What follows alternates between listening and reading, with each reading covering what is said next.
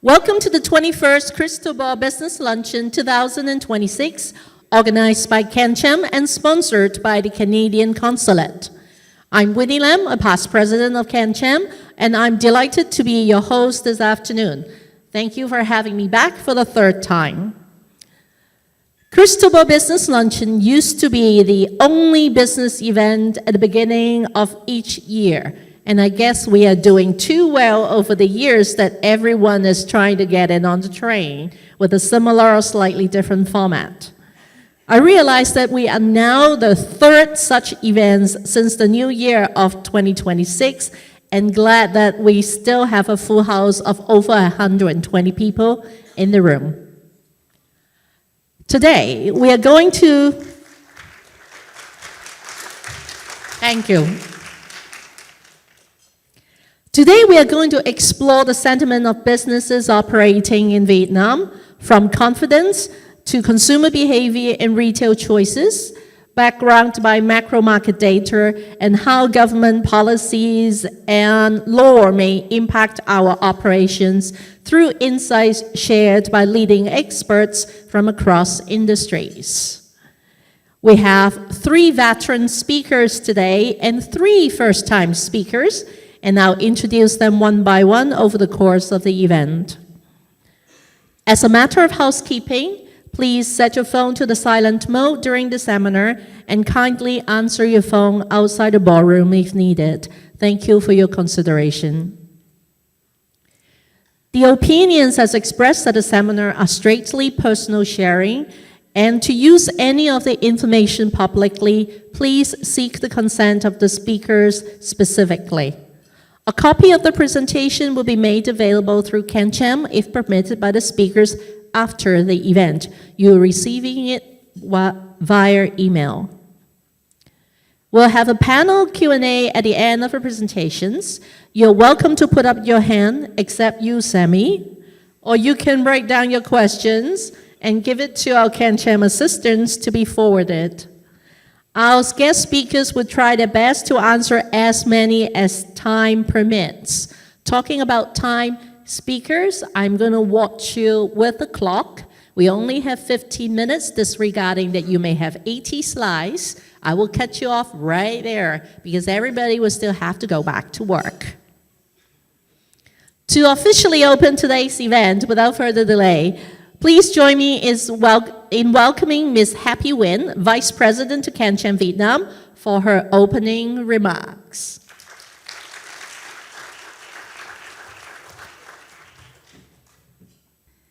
Good morning, ladies and gentlemen. On behalf of Canadian Chamber of Commerce in Vietnam, welcome to the Crystal Ball Business Luncheon. Thank you all for joining us today. I would like to extend our sincere thanks to the Consulate General of Canada, Annie Dubé,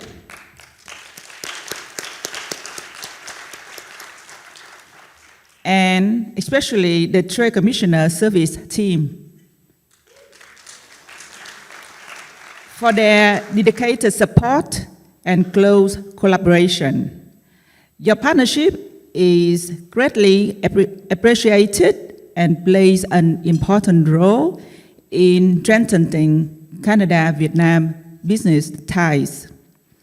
I would also like to thank our speakers and panelists for sharing their time and expertise with us today, and our attendees for being part of this discussion.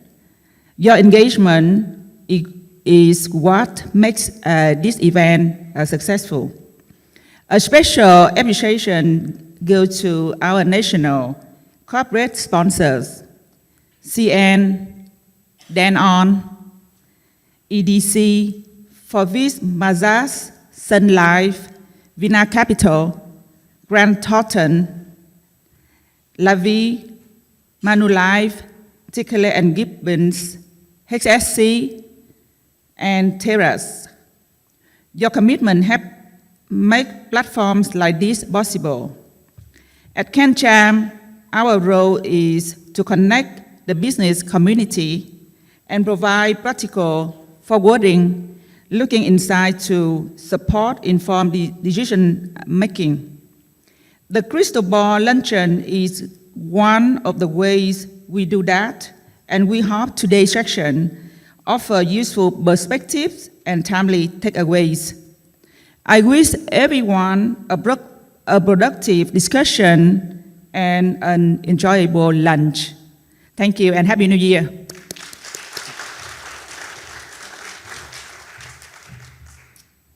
Thank you very much, Happy. Now, lunch should be served soon. Yes, food is walking through the door. Great. And we're going to start off. Kicking off our seminar is none other than CanCham's very own Mr. Ralph Mateus, who is the cornerstone of the Crystal Ball, and even himself cannot remember how many times he has spoken at the event. On behalf of CanCham and the business community here, thank you for being relevant. Ralph is the managing director of IMM Research. He needs little introduction in Vietnam's research community. He has lived and worked in Vietnam for over 30 years, a true pioneer in market research here. A longtime supporter of CanCham. He just told me he was my vice president when I was president. I couldn't remember him being that helpful, but yes, he was. You think twice about inviting me next time, right? So please welcome Ralph to share his insights consumer trends for 2026. 15 minutes, and we will show you a sign to shut up if we have to. Yes, I'm going. Willie. I'm going to get you back. All right, can we start this? Are we ready? Okay, so first of all, I just want to make a big shout out to special guests in the audience today. We have Sanjay Singh here from Frost & Sullivan.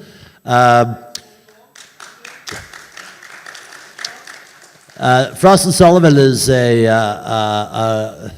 how shall I say, a business consultant, growth consultancy. And if you're looking to do any kind of growth in Vietnam, if you're looking to expand outside of Vietnam, have a chat with Sanjay. He's very knowledgeable. All right, enough for marketing.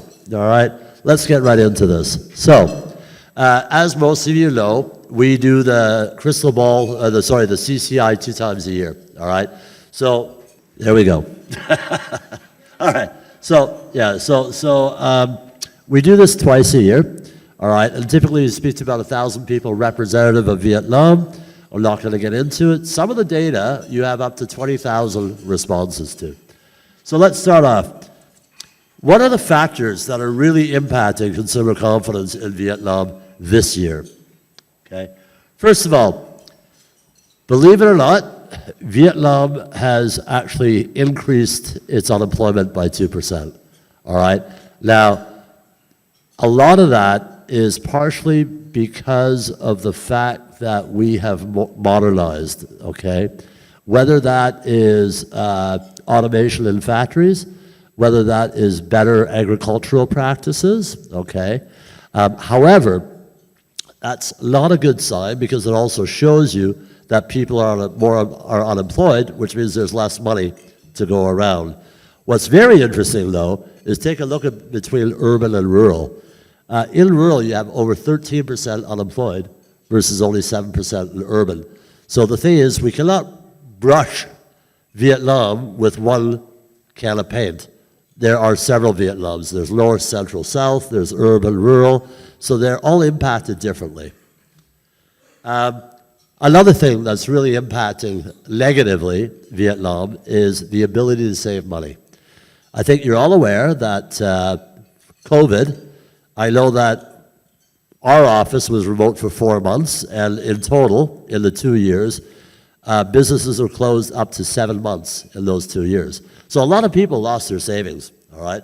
So the point is, Vietnamese have been trying to build up their savings accounts again, and it's been hard because the economy hasn't grown that well, okay? So that's another key one.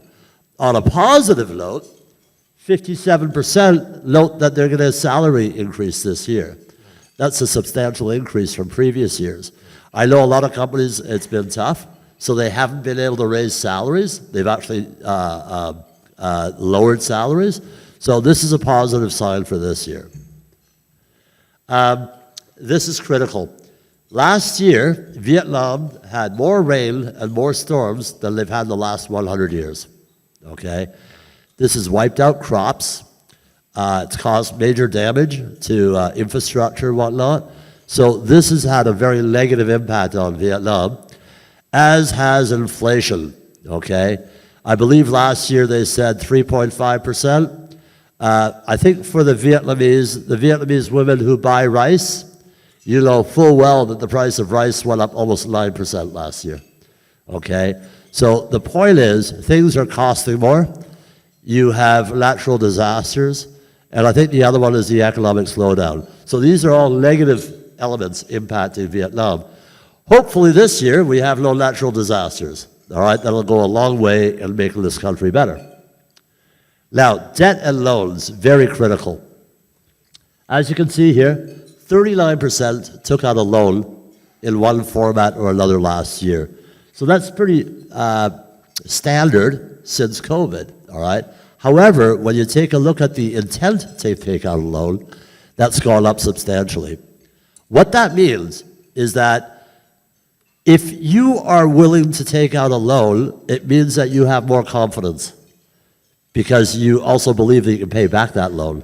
So if you take a look, before COVID, 54% took out a loan in 2019. This year, 50% intend to take out a loan.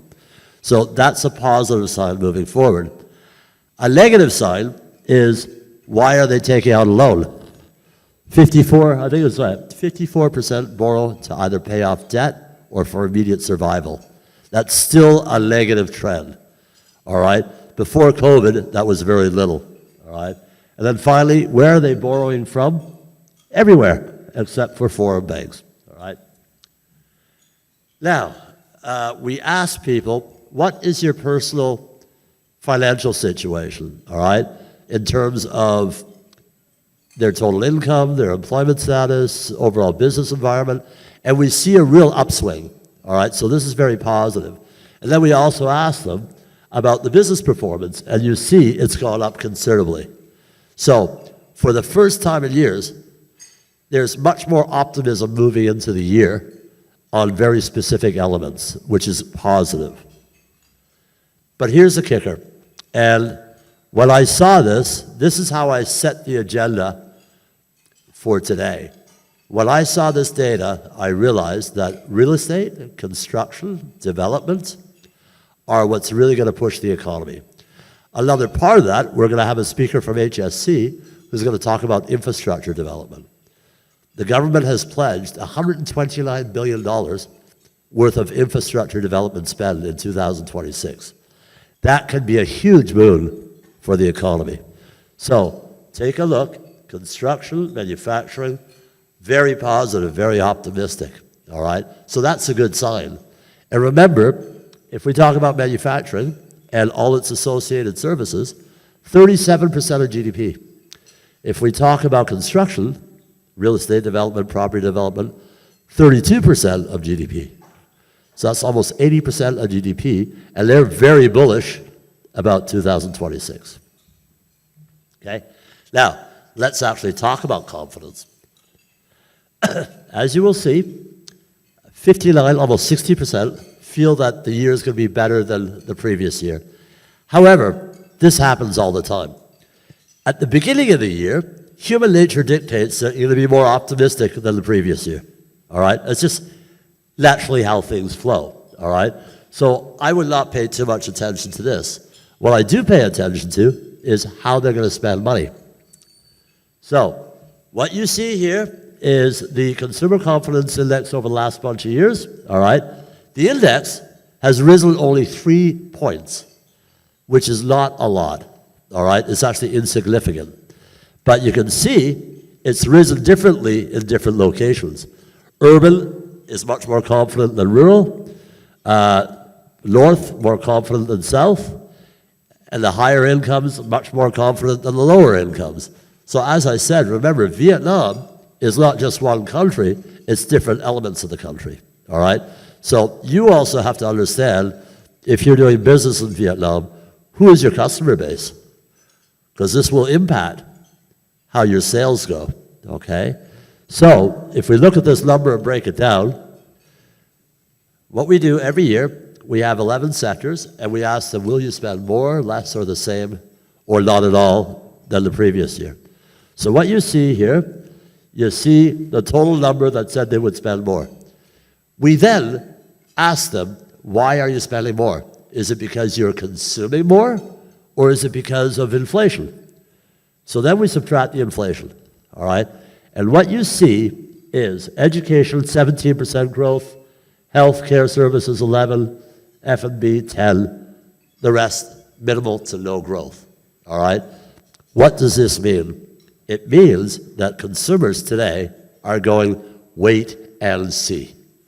Yes, I feel more optimistic, but unless my situation actually improves, if I do get that salary increase, if I do get that loan, if more money flows into the economy, then I will spend more. The spend looks to actually go down if you take out inflation, which means inflation is a big part of the growth, which is not sustainable, okay? Now, just some discretionary spend. I asked Sarah to join us from Shopee today because online has been the only growing retail channel for about the last 7 years, okay? And it is growing year on year, every year, anywhere between 15 and 30%, all right? So it is a critical factor moving forward. Even though online only represents about 6 to 11% of total spend, every year it's getting bigger, okay? Now, if you are in the financial world or if you're looking to invest, what I see here is anybody who is in funds, Vila Capital, Dragon Capital, VBF, so on and so forth, they should have banner years this year, all right? Because Vietnamese are now seeing that funds are having healthier returns and they're less volatile than other investments. You have gold. Gold is super volatile. And there's that famous saying, what goes up must come down. All right? If you remember, gold last year was about $3,000. It's now at $6,000. And it dropped 30% in the span of a week. And Vietnamese are actually very smart financially. So I think gold is very volatile and scary. Obviously, savings. And the other one is investing in a company that shows confidence. So there are signs of positive growth in the market. This is the first year, and this is why I asked Giang from Seville's to join us today. This is the first year in many years where the intent to purchase real estate has increased. The first time since when was it? Since 2020. All right, that's in 5 years, first time increase. So that also is a good indicator because real estate is such a huge part of the economy. The only other things that are really growing of any value are the automotive market, overseas holidays, and a new business. Everything else is not growing. So, unfortunately, if you're in the insurance industry, it's going to be tough sledding ahead this year, all right? Now, Tet outlook. Do you think people are going to spend more at Tet this year or less? What do you think? Less? How many think less? Show of hands. Okay, how many think more? Oh. Okay, I'm going to hang out with you people, all right? I like scotch and I like chips, okay? So put me on your Tet list, please, all right? They're going to spend less. So basically, there's going to be a reduction of basically 2% of the population said that they will spend less than last year. However, in 2019, the average tent spend per person, per capita, was $6.3 million. It is now $3.5 million, cut by over half. Now, some of you will be receiving a very cool article I just wrote about why. So you'll receive that. And it's not that Tet is dying, it's that Tet is changing, okay? Vietnamese, especially the young ones, hey, I prefer to go to Thailand with my friends, party hardy, have a good time, gain experiences, and not spend that same amount of money on Tet. That's what's happening. So, I'm going to finish off with my predictions. The good. Confidence is up. It's risen sharply, but that's only based on a resurgence of the real estate market. So real estate is a driver of confidence this year. Salary increases also help that. Real estate purchases up, intent. And the negative impact of COVID has subsided substantially. Fred will talk about that from Baker McKenzie, all right? In terms of the one way or the other, unemployment is up by 2%, but that's very good for the construction industry because the big problem right now in development construction is that there was a shortage of labor. So the cost of labor went up 30%. So at least now, with unemployment up, they can find more workers to do the jobs. The ability to save, this is a major one, that's still stagnant. That's one of the key markers you have to look out for, all right? And confidence has risen a little bit, but not significant. On the negative, consumer spend continues to decline, and that is because of the impact of inflation and the uncertainty of the economy, okay? Debt continues to decline in spend, and inflation is still a major concern. So my overall prediction is that this year will be a little bit better than last year, okay? However, we have to ensure that that $129 billion of infrastructure investment, 25% of GDP, starts to flow into the economy, that the real estate market really picks up, and we need to check inflation, okay? So that's it for me. Guys, thanks a lot, and we'll see you at the panel discussion. Bye.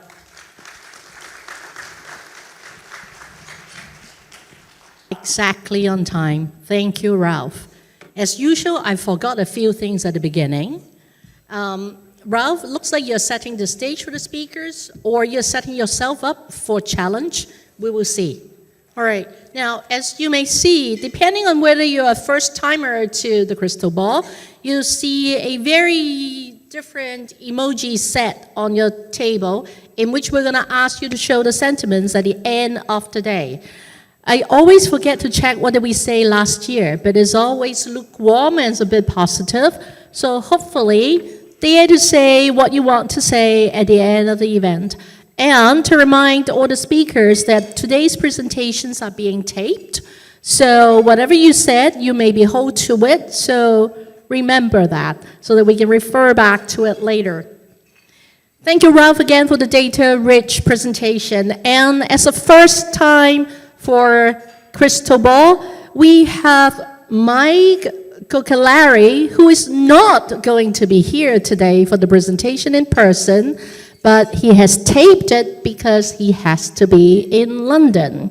And since he is so good in what he is doing, we can't do away with him. So we allow him to present while a tape presentation.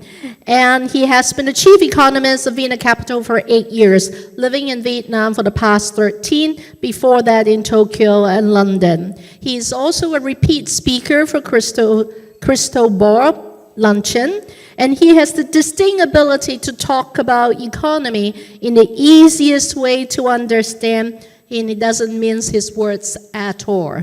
So let's take it away if Mike's video is ready.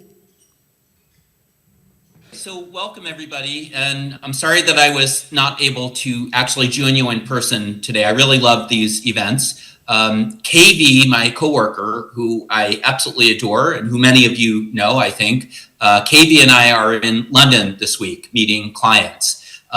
So what we're doing is we're pre-recording this presentation right now.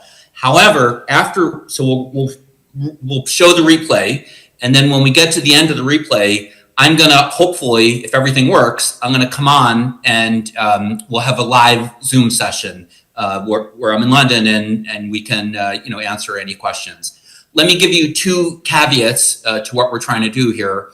And the first one is that although I think many of you know that I have a computer science background and I'm really study AI and all this kind of stuff, I'm actually an idiot when it comes to knowing how to use computers and use PowerPoint and stuff like that. So when we're doing this recording, I'm coordinating with these guys, and I'll say this to go to the next slide. That's the first thing. And the second thing, I'll just let everyone know, gives a heads up, and this is especially for Ralph and for Fred. I have deleted all of the extreme right-wing pro-Trump propaganda off of my desktop, so don't worry, you won't see any of that. Okay, I'm just kidding, of course, but we will have some things to say about Trump. It's relevant to Vietnam. For me, as a conservative guy, Trump has been a huge embarrassment, by the way, and I'm sure Fred will have a lot that he wants to, dump on the pile there, which is fair enough. So that topic will come up because it's relevant to Vietnam. But let's get into the presentation now. So if you go to the next slide, you will know that we've been getting this guidance from the government for a while now that they have a very aggressive 10% GDP growth target for this year, for 2026. However, in the last few weeks, you may have noticed that the State Bank of Vietnam, especially if you're in finance or in banking, you would know that the State Bank of Vietnam has saying that they only want a 15% credit growth target. So these two goals are incompatible. In Vietnam, you cannot have 10% GDP growth with 15% credit growth. And the reason why, if you go to the next slide, is that in Vietnam, the so-called credit intensity ratio, this is how much credit you need to get GDP growth, is over 2x. And you can see we've shaded out the COVID years, but it's pretty consistently over 2x every year. And so what that means is 15% credit growth is kind of equates to something like 6.5 or so GDP growth. So you can't have 10% GDP growth and 15% credit growth. So what I'm going to do in my presentation is get into more of the nuances of all these different details, and I'll explain how we think you can reconcile those two seemingly contradictory objectives. So we'll get to that in a little bit. Okay, on the next slide, we need to start by talking a little bit about what happened last year in 2025. The two biggest factors that supported Vietnam's economy last year was a surge in exports to the US. Laptops and other electronic type items were up like 80%, which is incredible, and a surge of tourist arrivals from China. If you strip out those two things, the GDP growth was actually fairly modest last year. And that's because you can see on point number 2 here, the domestic consumption in Vietnam is kind of fairly weak. It's not terrible, but it's just sort of bumbling along. When you look at the headline numbers that the government publishes, they actually look reasonably healthy. But the point here is that you need to strip out all this extraordinary tourist arrivals. We think that tourists, certainly pre-COVID, accounted for something like 10% of the retail sales in Vietnam. So if you strip that out, domestic consumption is probably growing at around a 5% pace. And that would help to explain why a lot of domestic businesses, especially consumer-facing businesses, had a bit of a difficult time next year. And we'll segue and talk about what we think is going to happen this year. And the last thing, again, any of you in finance and banking will know that particularly in December, we had a couple times in which the Vietnam dong was really depreciating, especially in the black market, was really depreciating, almost 10% year to date. And also there's been some dislocations in the interbank market. And there's been a couple of days where interest rates really spiked in the interbank market, where banks lend to each other. And that issue has actually come up again the last few days. The core issue is that in 2025, the credit growth of the banks was basically over 20%. Now, they said it was 19%, but when you factor in guarantees and other things, it was essentially over 20%. So you had very high credit growth, which was needed to get the 8% GDP growth, as I just mentioned on that credit intensity slide.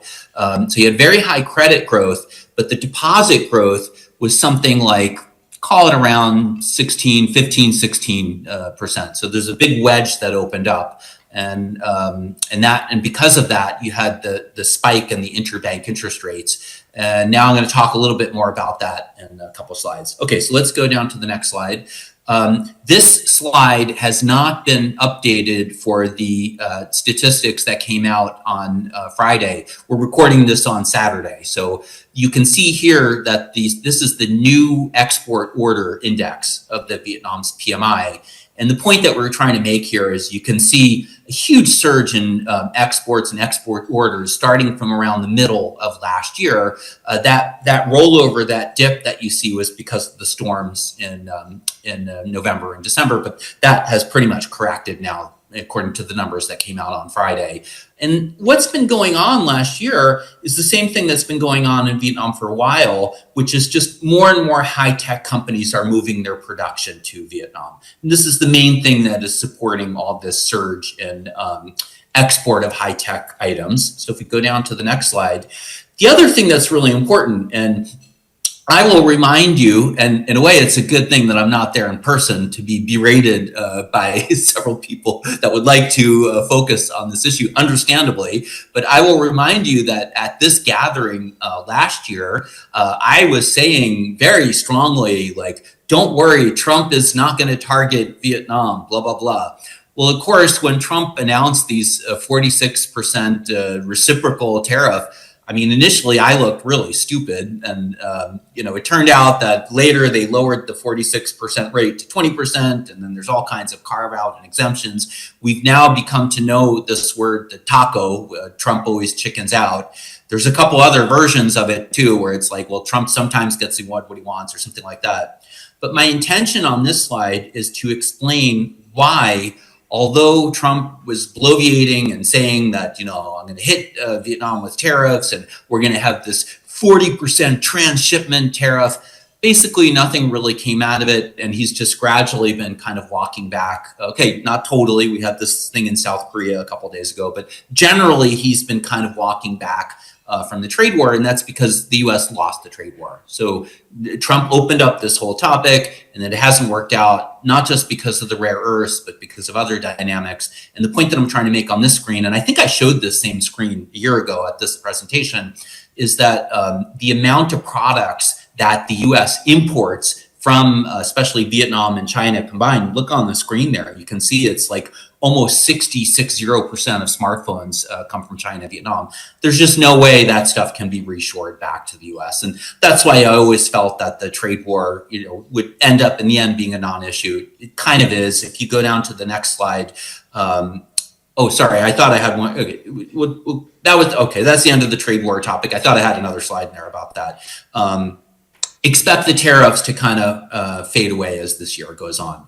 Okay, this slide that I have now is going back to this topic of why is the government talking about 15% credit growth?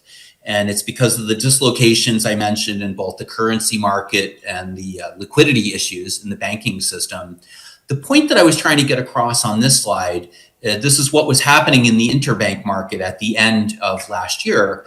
And the point I want to make here is I really want to give credit to the policymakers in Vietnam and to the State Bank of Vietnam that they managed this liquidity situation. It's a hard thing to finesse, because when you're policymakers, when you're the government or you're the central bank in an emerging market economy, you're always facing this balance between growth and stability. You're always facing the balance of how hard you push on the gas. And if you push too hard, then typically you either get inflation or you get problems in the currency.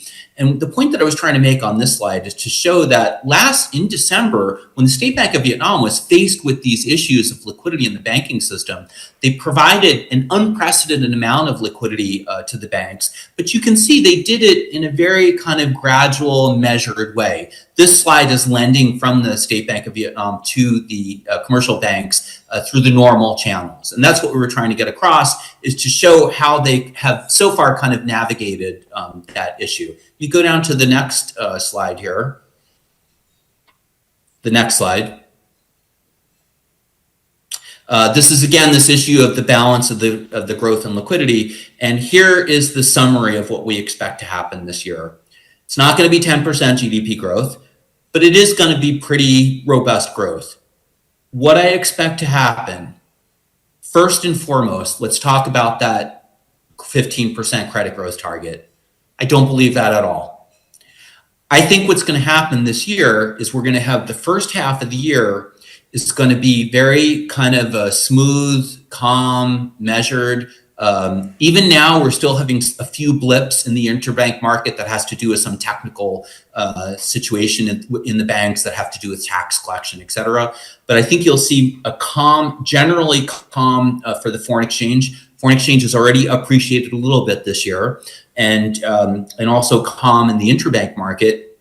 But I think that by you get to the middle of this year, by the time you get to middle of 2026, the GDP will not be growing anywhere near the type of figures. I think they'll have a hard time to even hit 8% if they really kind of stepping on the gas pedal. So I think things will be relatively calm for the first half of the year, and in the second half of the year, I think they're really going to step on the gas pedal again to pump up the growth. And then we will once again be having issues with the depreciation of the currency and with the interest rates. 12-month deposit rates in the banks went up by around 1 percentage point last year.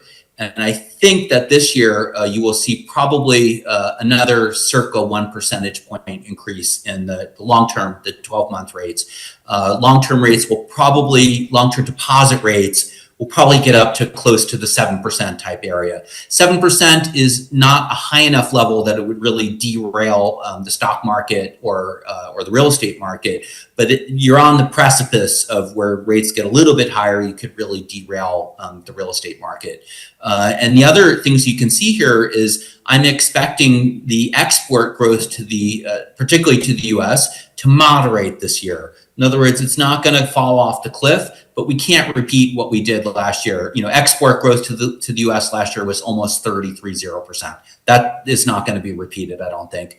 But at the same time, I'm expecting consumer confidence to increase, the confidence to kind of rebound from somewhere around the middle of this year. And if you go on the next slide, okay, so this is, I'll come back to the consumer confidence issue in a minute. Go back to the next slide.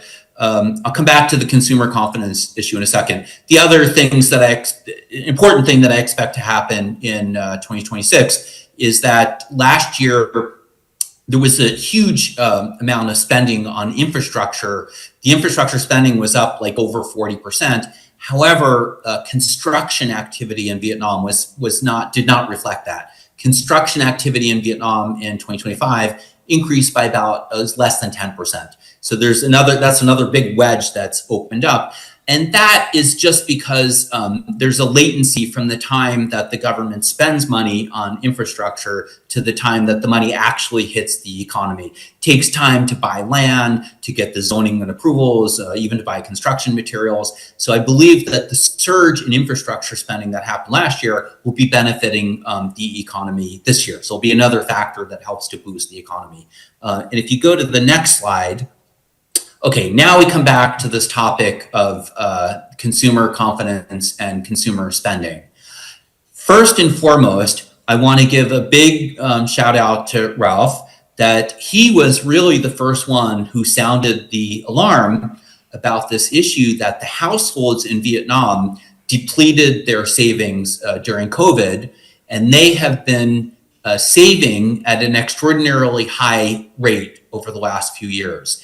Incomes in Vietnam are growing at about a 6 or 7% pace. That's very healthy. But the issue for consumer spending is that they've just been saving all of this money. And the chart that I have here is the real retail sales. This is the closest proxy for domestic consumption. And what you can see, the dashed line is the pre-COVID level. And this never recovered back to the COVID level. And in fact, remember that earlier in my presentation, I mentioned that the huge surge of foreign tourist arrivals. I estimate that surge of foreign tourist arrivals this red line that you see on the screen here, that red line would be about 2 percentage points lower had we not had that surge in tourism last year. So clearly consumption among local consumers is fairly weak.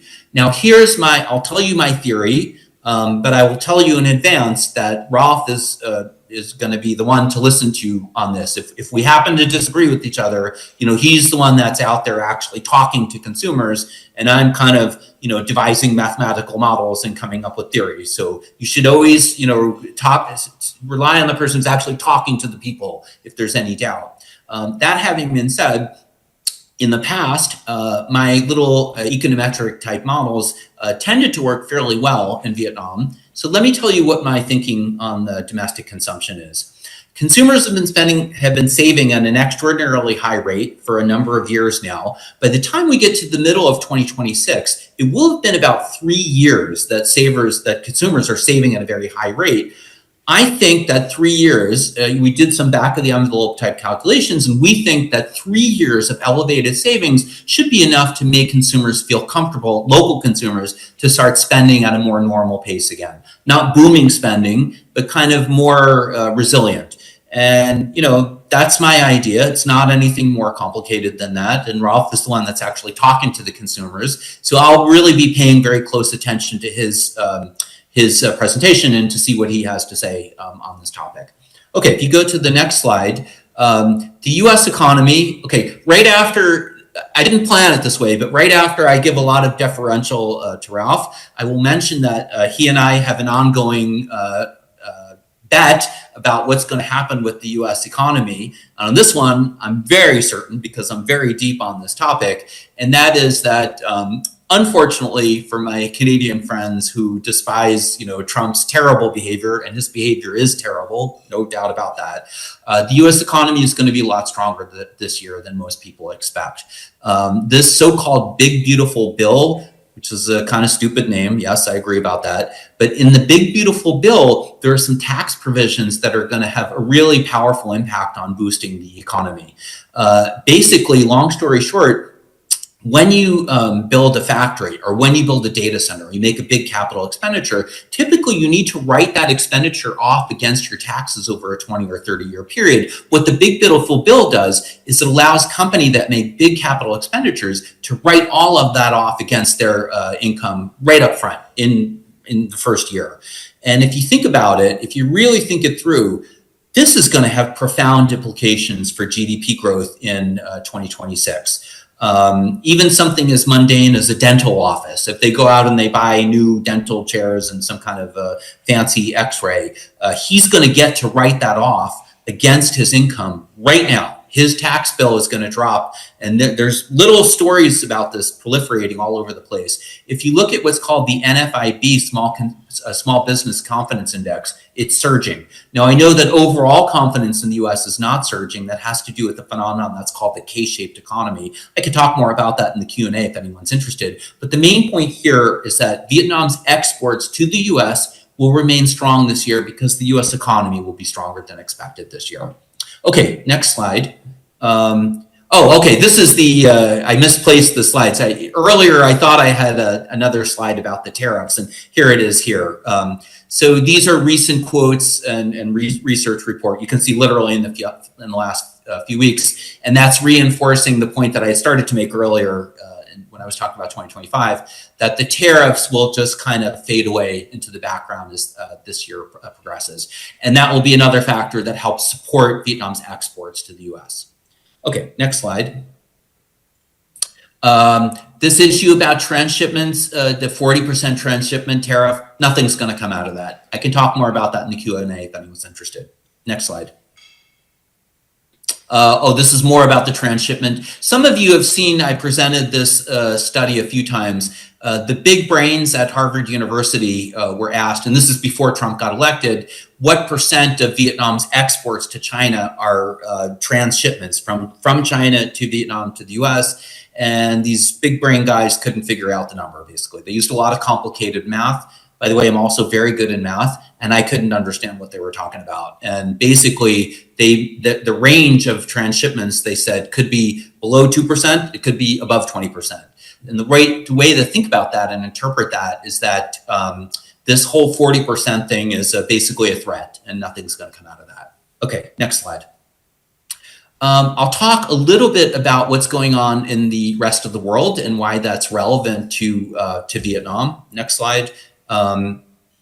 This K-shaped economy phenomenon is the idea that you have consumers that are upper middle class, and you have consumers that are unfortunately don't own stock, don't own their own house. So when you read headlines that the U.S. Consumer confidence is low, it's the people on the bottom part of the K that are getting hit, unfortunately. The people on the top part of the K are doing really well. And what you can see on this slide is that a higher and higher proportion of spending by US consumers is of these upper middle class consumers. It's not good from a social point of view, but it's kind of good for Vietnam, because as long as the people who own stocks and own their own home are doing okay, then Vietnam's exports will do okay. Next slide. This is more about the K-shaped economy. It's a topic that we started talking about, I think, over a year ago, and now you see that the mainstream media has also started to talk about it. Okay, next slide. We get asked a lot about the real estate bubble in China, and does that mean, does that imply that Vietnam could be in a bubble? Vietnam is not in a bubble. China did what's called the Gershengorn model. Long story short, they overbuilt for years and years, both real estate and infrastructure, to pump up their economy. Vietnam hasn't done that. So I don't think that Vietnam is in a real estate bubble. It's not something you need to worry about. Next slide. Here's an interesting take on what's happening in China is that the red line shows you that the government had previously been telling banks to lend to real estate, again, because they wanted to get very high GDP growth. And then when it became apparent that it's in a bubble, they kind of switched and told the banks to switch from lending to real estate to lending to industry. Okay, next slide.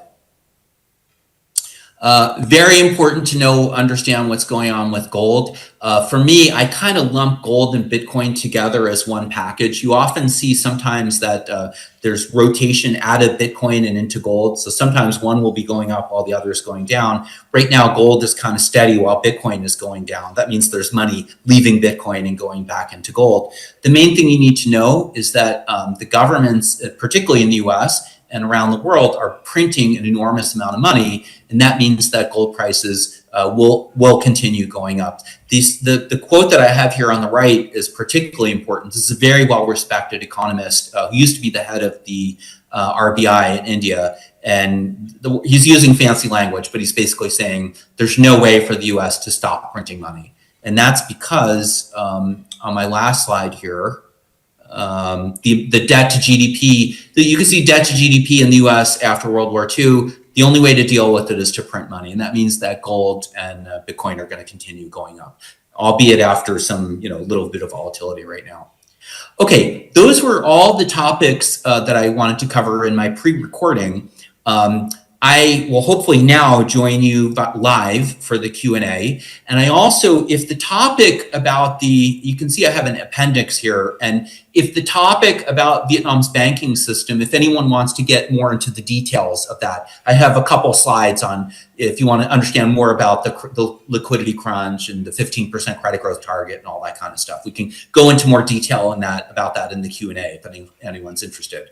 So I am going to stop this pre-recording now, and I'm in Hanoi right now, and I will hopefully rejoin you from London when we switch to the live Zoom.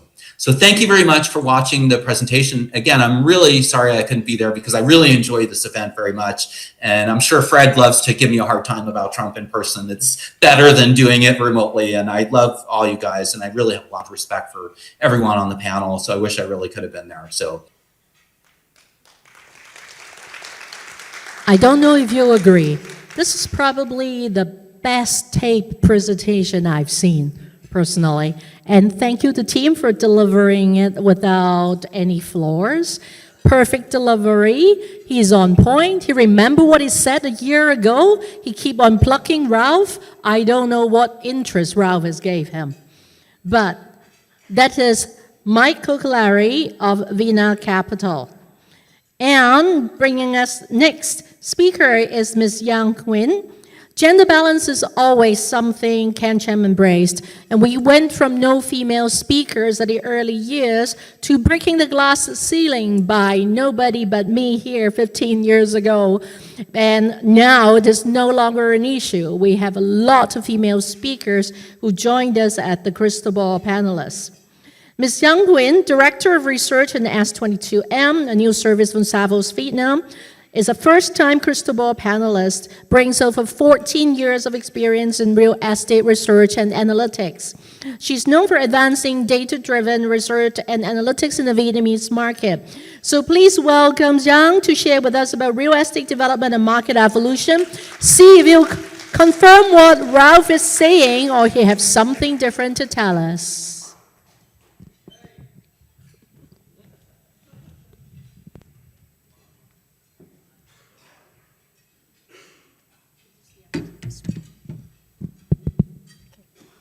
Okay, good day everyone.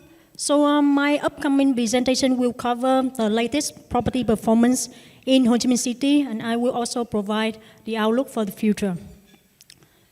Okay, the first sector I will cover is modern retail in Ho Chi Minh City. So till the end of 2025, the modern retail supply in Ho Chi Minh City was around 1.6 million.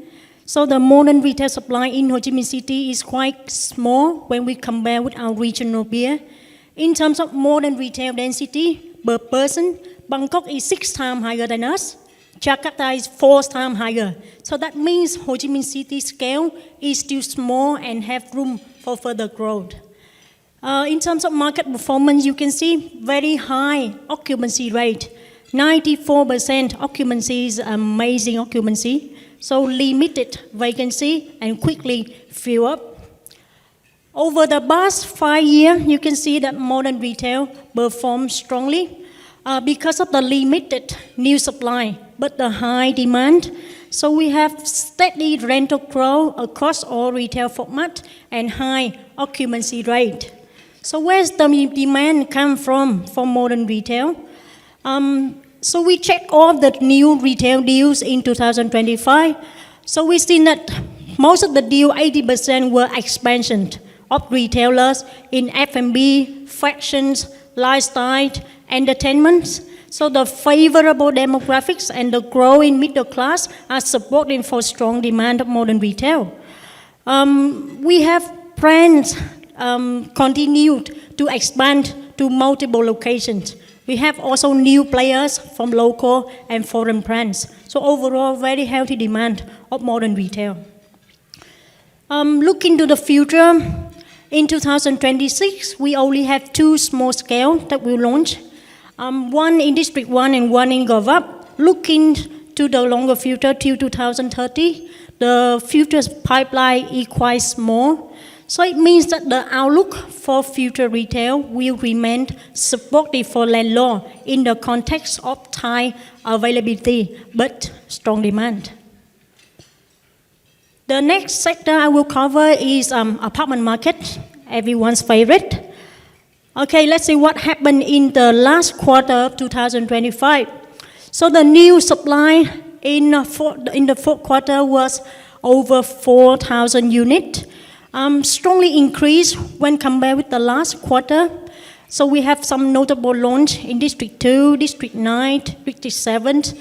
With the improvement of new supply, the primary market improved to 7,500. So this already improved from the last quarter, but when we compare with the normalized market in 2019, this is still small. Normally, we have around 20 to 30,000 units available for sale in the normalized market in 2019. So with the improvement of new supply, we have higher sales, around 5,000 units. Absorption rate also high, especially when we look at the new absorption rate of the new project, 81% absorption rate, reflecting the strong demand toward the new project. When we look at the past 5 years' performance, we have the supplies constraint that persisted in the market for a long time. In 2019, we have 40,000 units available for sales. In 2025, less than 20. In 2024, less than 10,000 new supply. So it was the supply constraint that caused the market weak performance. In 2025, things are getting better. We have more supply being launched. Sales and absorption rate also improved compared to 2024. So we can expect that the market is recovering and will continue the recovery trajectory in the future. Why? Because the future supply will continue to improve from 2026 going forward. So with the streamlined bureaucracy, we expect that development approval will continue to accelerate. More supply will be introduced and more diverse supply will support it for the market performance. But the market will still be undersupplied relative to what it really needs. We estimate that Ho Chi Minh City requires 50,000 units per year to meet its housing demand. So clearly the annual housing is far below that. So that explains the strong price growth over the past few years because of the lack of supply and the supply-demand imbalance. So in the future, the price is likely to continue increase because of the undersupply situation. In a competitive landscape, in the southern region, Bình Dương had become the second housing supplier of the south, just after Ho Chi Minh City. Why Bình Dương? Because it's close to Ho Chi Minh City. It got good infrastructure. It got high urbanization rate. It got well-established public facilities. And its price point, its affordability compared to Ho Chi Minh City is still appealing. And a lot of apartment projects have been introduced in Bình Dương over the past few years. And it had attracted both end user and investor. And in the future, this momentum continued because Bình Dương will supply a lot of apartments in the future, mostly will be in the affordable housing and with the improving infrastructure, so the market still holds a lot of potential. Okay, next, one of the key drivers for the future growth is TOD, stand for Transit-Oriented Development. So TOD will create higher density residential and commercial hub around the metro station. So we have seen Metro Line 1 in operation with the lack of TOD planning, so it's got the potential of value creation have been missed. So the government is now piloting TOD model along Metro Line 2. So the implication for the future, we can expect more residential and commercial supply will be unlocked, especially along Metro Line 2. Next, I think Tyler from HSC will cover the infrastructure in detail, so I will not repeat what he will say. But one of the key drivers for the market, especially for real estate, is the infrastructure investment. Many infrastructure are underway, include Ring Road number 3, Bến Lức Long Thành Highway, Long Thành Airport Phase 1, Biên Hòa Vũng Tàu Highway. These projects will complete it in the near term. So that means for the real estate market will expand to the regional corridor along this infrastructure. We will expect more residential supply, more industrial and logistics supply along this infrastructure. Okay, the last sector I will cover is industrial. So in 2025, Vietnam continued to attract a high level of FDI. My colleague highlight about the FDI, so I'll be very quick. Some of the big FDI investment in 2025, from the north, we can see some of the big electric players continued to have investment in the north. Accumulated in the past 3 years, the high percentage of the electronics-related investment are into the north. In the south, we have 24% related high-value manufacturing FDI. So it means that Vietnam is attracting more high-value manufacturing investment. This is a very good thing. And the further shift toward high-value investment is likely to continue in the future. So industrial market with solid demand, The industrial market showed stable performance till the end of 2025. So the land price was quite stable with high occupancy, average nationwide. 90% is a very good occupancy rate. We have around 167 industrial land been taken up in the fourth quarter.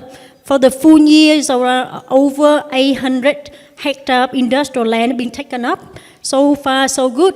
But the national industrial land pipeline is quite strong and large. Many provinces have added industrial park into their master plan till 2030. In 2025, there will be 3,000 of land to be added. Till 2030, around 10,000 of industrial land will be added. So we expect that competition will increase, so some pressure of the land price will be there in the future. Okay, ready-built market, so that is the ready-built factory, ready-built warehouse market. Till the end of 2025, the market continued to show resilient performance. Even with the strong new supply added in 2025, the demand has been catching up. You can see that the occupancy remained high at 89%. Rental remains stable in most locations with good rental growth in some new projects and good locations. Take up in the fourth quarter is 600,000 square meters. Full year was over 2 million of square meters been take up. So overall, healthy demand. When we look at the future supply, more than 4 million square meters of factory and warehouse will be added. But with the strong take-up in 2025, we think that the market outlook is quite optimistic. Okay, here comes to the last line of my presentation. Some key number that where Vietnam stand up and where we'll head in toward the future. So 300 billion over 300 billion of infrastructure investment till 2030. So it means that it will drive many real estate development along the infrastructure. Vietnam target 7,500 GDP per capita till 2035. So it means that the strong growth of the middle class. 33 years old is the median age, still young demographics, and will drive stronger demand for retail, the local consumption. 55% urbanization rate till 2035, so a long way to go toward urbanization. So a lot of hope there, but adaptation is needed. We have 10 billion of loss to climate change in 2020, 4 billion in 2025, so we need some adaptation to save ourselves. But overall, with solid fundamentals, Vietnam is well positioned for long-term growth potential. So that has just ended my presentation. Thank you a lot for your attention.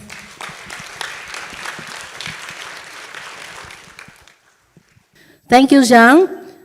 And we are a little bit behind schedule. So, Tyler, sorry, I'm going to be very strict with time.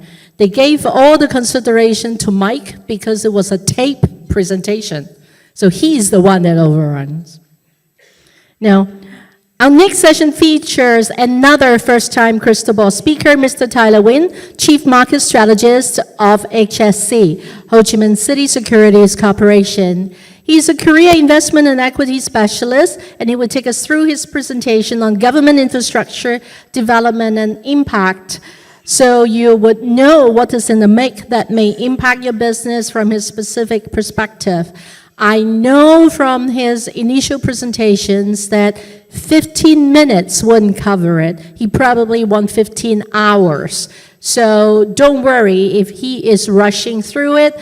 You can always ask him more questions later. So 15 minutes, Tyler, starts now. Okay. Thanks the organizing committee for such an opportunity, and hopefully I didn't have to run to the stage to save the minutes. Well, anyways, it's great to be here, and we have a few of the points to actually share with you today. So at HSC, we are actually very data-driven, and I hope that we don't overwhelm you guys today on such a big topic including the đổi mới, which is the renewal from the government. And the ideology change in recent years in Vietnam is actually shaping up a new strategy for the 10% GDP growth, like everybody says. So we're not saying that it's going to be true or not in terms of the policies, but we are trying to decode it, very tip of the iceberg, within 15 minutes. So hopefully you're going to have some key takeaway on it.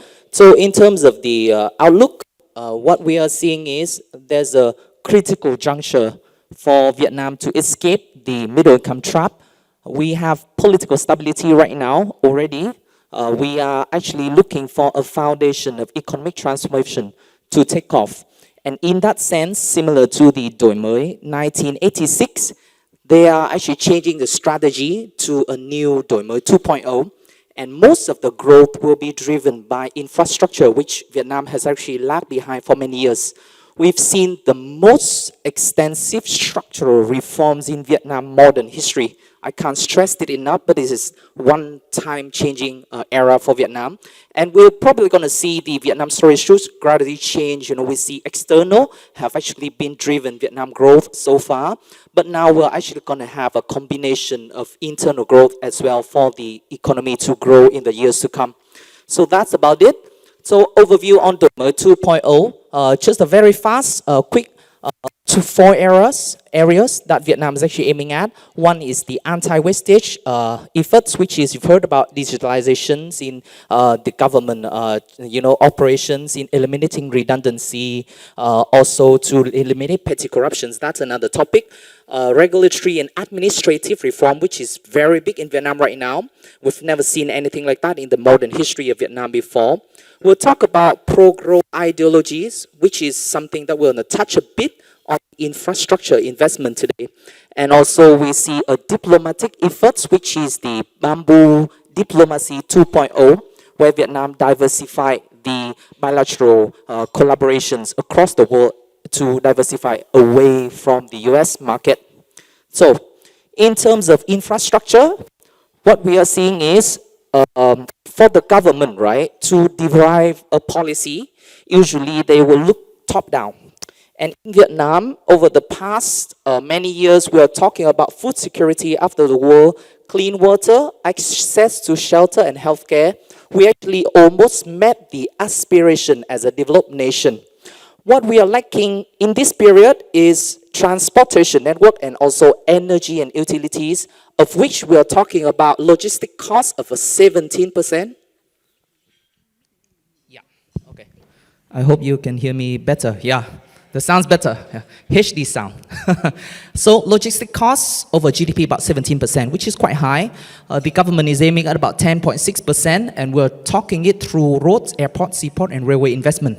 So energy and utilities is another sector that probably costs another 15 more hours to talk about later. But let's just look a bit on the numbers, right? Vietnam is here, whereas all the peers that we're looking at are having such a lower cost of logistic. Only the Philippines and Indonesia is actually higher because they're actually an island, right? Vietnam is right in the mainland, so we are not really doing so well with the 17%. What the government is probably going to think is that if you look at the demand for method for passengers and transportation, you're talking about 60% is road and 30% is actually air. So if you look at the method of cargo, same. About half is actually road, and also there's a sea and then air, right? So likely the picture is the government will focus on these areas, which is seaport, airport, roads, which is very under sufficient in terms of investment by our forecast from 2020 to 2040. So that is the reason why there will be 3 areas that I'm going to cover today very quickly on seaport, airport, and also on the roads.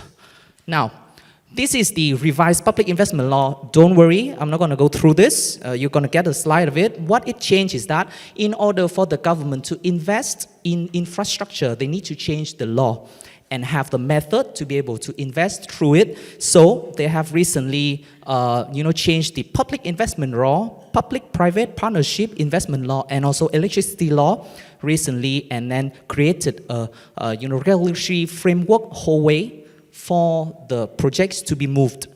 I'm not going to go through the details, but because of that, the government have been able to actually boost the target for per year 2026 to 2030 to about 1.6 quadrillion Vietnam dong per year, which is we're doing about 1 quadrillion Vietnam dong in 10 months of 2025. That is the target, and then we're actually up about 60% for each and every other year in terms of target. So for roads, it's actually a bigger story versus the rail, because we always think that, rail is like something to talk about in Vietnam, the high-speed rail. But actually, if you look at roads, right, the total investment through 2050 will be about 90 billion US dollar versus about 60 only billion for the airline, for the high-speed railway. So that is going to be the major story for Vietnam. If you look at the road networks in Vietnam and what is the difference between us versus the regional peers, then you see why road is going to be the major investment for the government moving forward. Because the total of road will only about 0.35% versus everyone else is actually higher in terms of the percentage of the total road that we're looking at. The expressway per 1 million people is also actually lower versus most of the peers here. That is the reason why. And the average express speed and also the average expressway lane is actually a lot lower. I'll show you how. So Vietnam is here with the highways. There's not much of a highway, isn't it? Versus if you see the others, Taiwan, Thailand, Korea, Malaysia, Germany, is much better. So these are the major road projects in Vietnam pipeline. If you're looking at that, then most of the red one is actually the southern regions. And most of the road projects are actually focusing on the south right now. So in the next 2 to 3 years, you're probably going to see a lot of the changes in the southern of Vietnam, whereas in the north, it's more or less already completed. So we're probably going to see a lot of beneficiary in the south. And if you were to look at the expressway change in terms of the 2026 to 2030, this is the number that is going to be newly built, which is very strong in the next 5 years. So we're probably going to talk about double the amount of expressway in Vietnam moving forward. And that is the estimation of about 52 trillion Vietnam dong for the period of 30 to 50, and about 33 trillion Vietnam dong for the period of 25 to 30. In the next 5 years, about 1.5 billion US dollar to 1.7 billion US dollar. And that is going to be about more than $1 billion goes to the local contractors. So that is the major beneficiaries. And the beneficiaries is going to be break down into these kind of sectors. And we do have some of the notable players in this area. And that is for road. In terms of airports, Vietnam is here, right? The GDP per capita versus annual flight propensity regression trend in Vietnam is actually quite lower versus the rest of the peers. If you look at Vietnam, we actually possess a 10 years CAGR highest in the regions here versus, Malaysia, Philippines, Indonesia, Thailand, and also Singapore. And if you look at the cargo, it's also the same. So we're actually, having like a spike in 2050 that we're probably going to look at a lot more, because Vietnam is an export-oriented economy eventually still. And if you look at the average utilization rates, Vietnam is much higher than the peers, but the infrastructure quality by points is lowest, right? That makes to the government to have a Vietnam National Airport Development Plan officially, which is going to increase the air transport passengers by more than 2-fold by 2030, air transport cargo by more than 3-fold also by 2030. And that is through the major airport developments that we are actually seeing, recently, the Long Tan, the T3, the Noi Bai, and also the Gia Binh Airport. If you look at the targeted total design airport capacity in 2021 to 2030, we're probably going to have 14 more airports and 16 more airports, which is the domestic. International is a lot more. And these are the key planned airports in the next 5 years, with a total spending of about 264 trillion Vietnam dong. That is about 10-ish billion, 9 billion US dollar by exchange rate. And these are the areas that, we're probably going to build airports along the way, because airport is more important and more is faster than building train. So, that to speak. And there will be a lot of the private beneficiary companies in the airport segment. So these are the airports with investment participation from private corporation that I highlighted here. So a lot of them is actually Sun Group. Yeah. The expected amount of private beneficiary, benefit under the PPP, which is the law that the government recently revised, is about 80 trillion Vietnamese dong. That is about 2.5 billion US dollar by exchange rate today. And if you were to see the total capital requirements, then this is a bit technical. What happened is airport has 4 categories. 3C, 4C, 4E, and 4F. So these are the ones that Vietnam is going to focus on, which is going to be able to cater the wingspan of about 52 meters to 80 meters, cater bigger planes. Then that is going to be increased in 2021 to 2030 of about this much, and in 2031 to 2050 of about this much. So we are actually skewed toward a higher capacity airports in Vietnam. The total economic value is about 6%, so that is the aspiration for 5 years. So now I'm running out of time, so I think I've seen the sign about 5 minutes now, so I'm going to rush through, only a few more minutes for me to share, which is the railway infrastructure, which is the least actually important sector for Vietnam, because Vietnam is still very at the nascent stage of rail development and infrastructure landscape.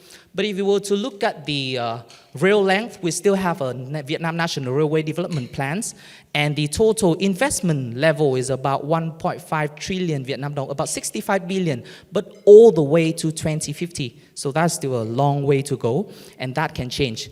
And if you were to look at this, is the key planned urban railway projects. It's all about metro instead of highway speed rail. And if you were to look at the total amount that the capex has spent is less than 1 billion US dollar. And we are actually looking at the high-speed railway investment cost, which is, Vietnam is in line with the rest of the peers. And this is the railway land use breakdown by, the bridges, embankment, and tunnel, which is going to lead to the nearest project is going to be the road from China to Haiphong here. So these are going to be the most feasible near-term projects that's going to be, going to be built instead of, other projects that we are seeing talk about, right? And these are the key beneficiary of rail infrastructure investment. So I also compounded them all here for you to see later in the presentation. In terms of seaport, probably I'm going to skip through this part because, I'm running out of time. But what we are talking about is the total investment is also about up to about 700 trillion, about 25 to 30 billion Vietnam dong for seaport, which is very big. And that is the seaport projects that we're looking at is here. So the list is here. And then the share of container cargoes by country and the liner shipping connectivity index for Vietnam is still continue to go up. So seaport investment is also going to be a big set area for Vietnam to actually go through. So that is a very tip of the iceberg that we have for today. Thank you so much. I hope that I'm not running out of time, and everybody gets to go back to work. Thank you. Lots of respect. Sarah just pointed out to me, that was slide 47. And Ralph told me his original slide deck has actually 85 slides, right? So I don't know if he's willing to share that in the end, but that definitely is the case. I think it's stress before anything. At the moment, if you doubt what I'm saying, go out to the airport for your TED trip, and you will know how strained it is. I think it is pain before the gain at the moment.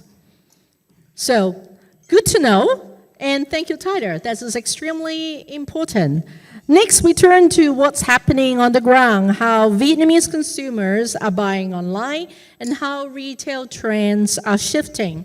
Our second female speaker of the day, also a first-time speaker at Crystal Ball, Ms. Sarah Nguyen, Commercial Director at Shopee Vietnam. She was a consultant advising leading corporations across Europe and the US on strategy, profit improvement, and commercial due diligence before joining Shopee. She now leads strategic initiatives in one of Southeast Asia's most competitive digital economies, Vietnam.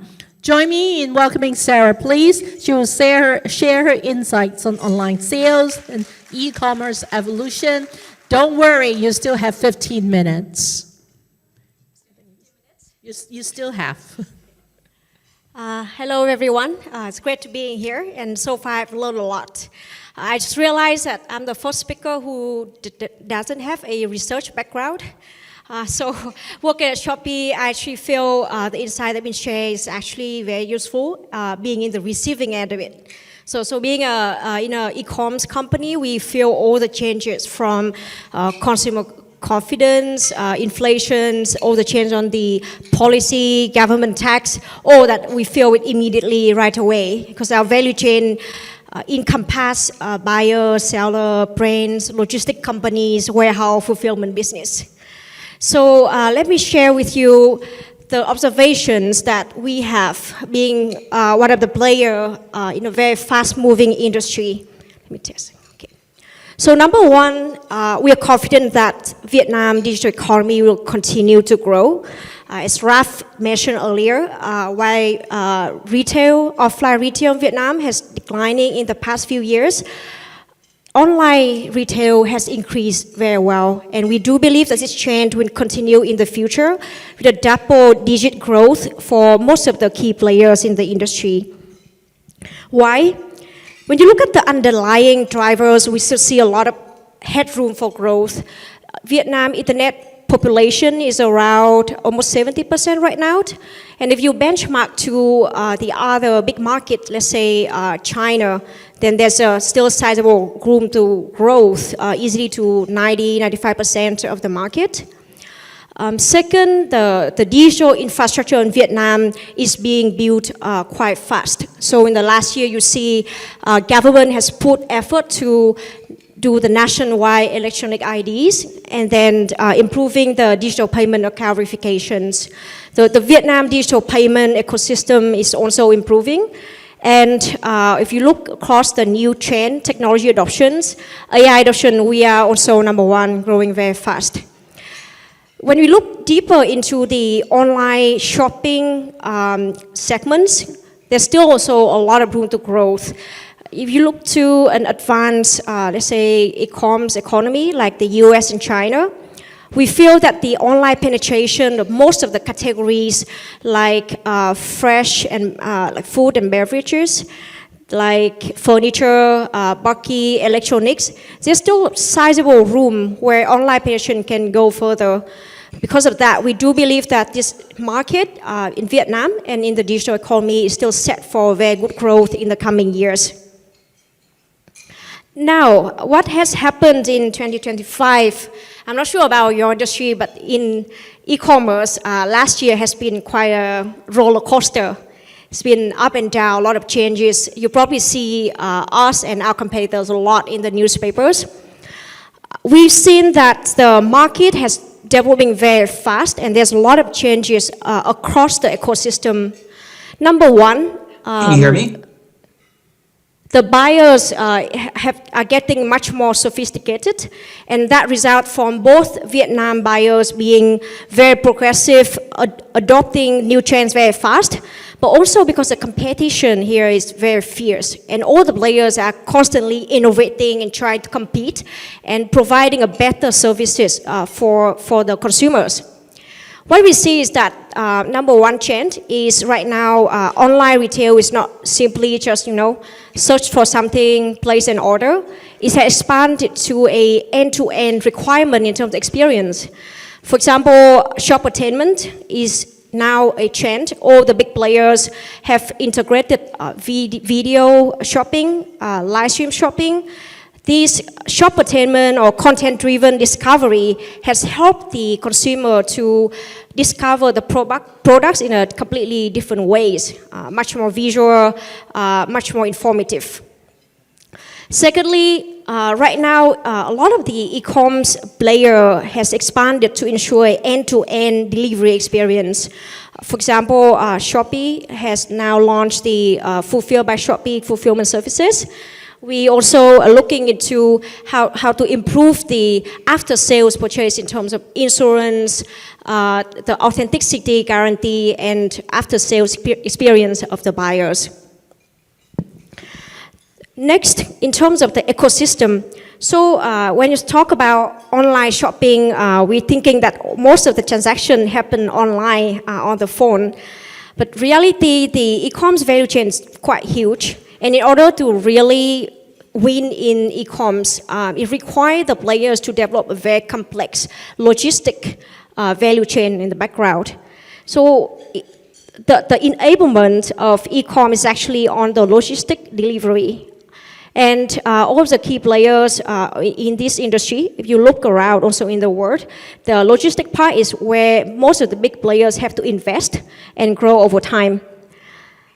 We also see that Vietnam is now developed a lot of the, what I can call like a satellite complementary ecosystem around. So for example, for live stream video, a couple of years ago when we started the products, there's not a lot of players where we can engage to support the growth. But now there's a lot of enablers, what we call MCN, the multi-channel networks, and many other value-added product services to help the seller, the brands, the buyers, the platforms to complete the whole end-to-end experience of the buyers. There's also a part on the government support and partnerships, which I will talk about in a few minutes. And finally, there's a lot of movement on the cross-border. One is we do see the demand across the countries, and the player in the platform start to open doors for the business to grow outside within the Southeast Asia. For example, right now we have a service called SIP. Basically, it means it enables the Vietnam seller to sell goods to Thailand, Malaysia, and we are opening a new market, Cambodia, already actually, starting from this month. And we do see this trend to continue in the future. On the other hand, we also see a lot of interest from the cross-border brands to come to Vietnam, especially through all what happens between US and China. Vietnam or Southeast Asia market become quite attractive for a lot of the brands.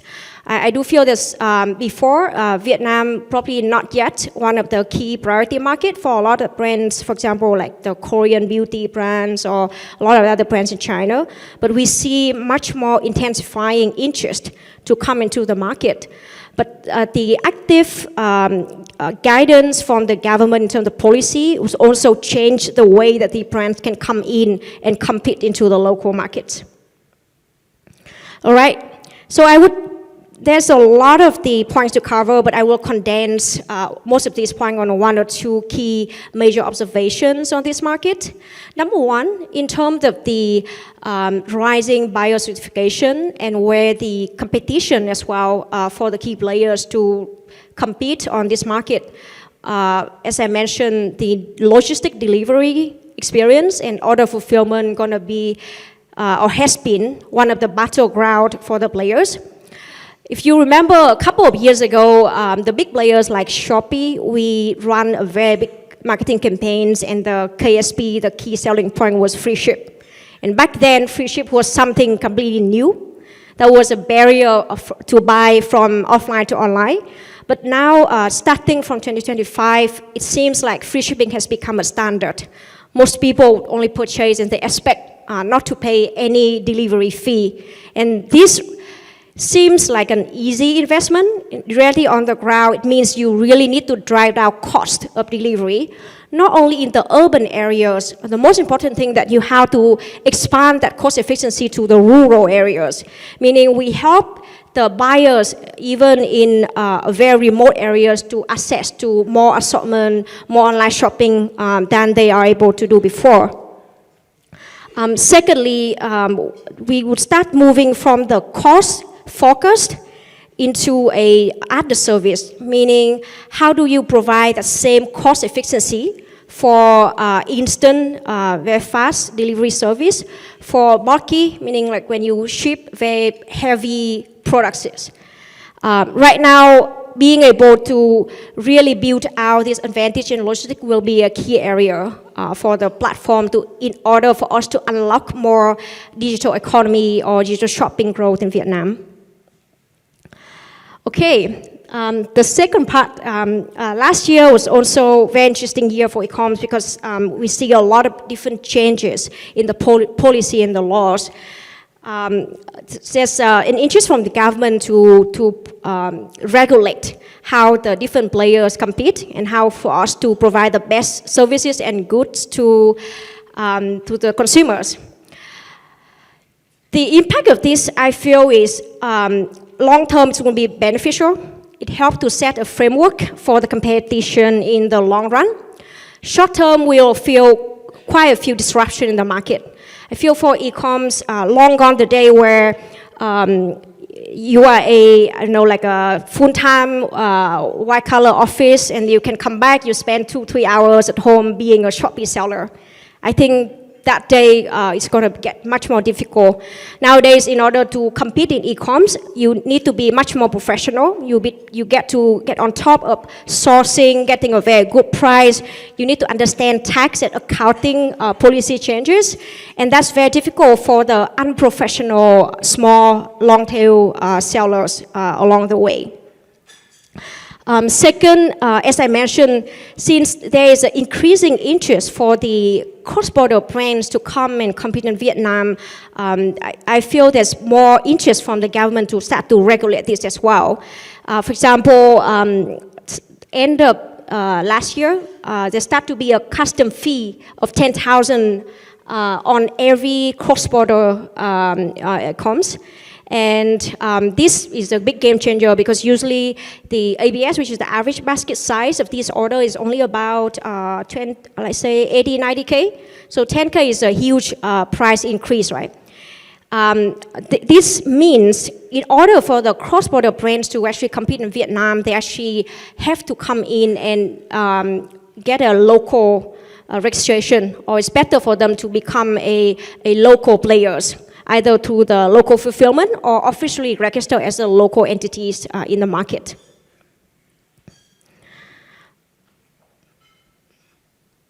Can you help me move to the next slide? Seems like the clicker doesn't work anymore.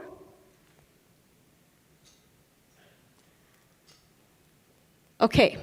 Yes. So this one was talking about the movement between the cross-border and the goods, which I mentioned already. There's a lot of the platforms trying to help export goods from Vietnam to other markets. And for us, we actually feel Vietnam is quite in advantage. For example, when we look into the adjacent markets like Cambodia, the Vietnam seller is actually quite competitive in terms of the pricing and the assortment variety. All right, so prediction about 2026. We've seen a lot of these forces already in play in 25, but we believe that these are the three things probably going to be the major forces around e-coms or the digital shopping this year. Number one, as I mentioned, the logistic fight that will unlock new competition in e-coms is speed. So while we are now getting to a free ship of goods, we want to get into the fast delivery of goods. So instant delivery will be one of the key areas where most of the platform want to focus on. We ourselves launched Instant 4-hour. We just launched Instant Priority, which will help the people to get their goods in 1 hour. And we feel that other leading players in this industry will continue to do the same thing. Second is, as the key e-commerce player has now acquired a massive user base, the next game will be how to fight for the shared wallet among these buyers. And this usually means two things. one is you create more loyalty programs and provide more integrated ecosystems. So this one example is Shopee VIP, or I know a lot of other players also have the Shop VIP. Grab also has launched a lot of Grab VIP and all of that in the last quarter. And in order to for this program to work, it would need to partner, have a very integrated partnership ecosystem with a lot of the players around. Second is how to unlock new segments. So nowadays, most of the people who buy online shopping, they're still buying fashion, health, beauty, small items. The play next is how to get people to purchase more. Can people to purchase like grocery stuff, which is mart.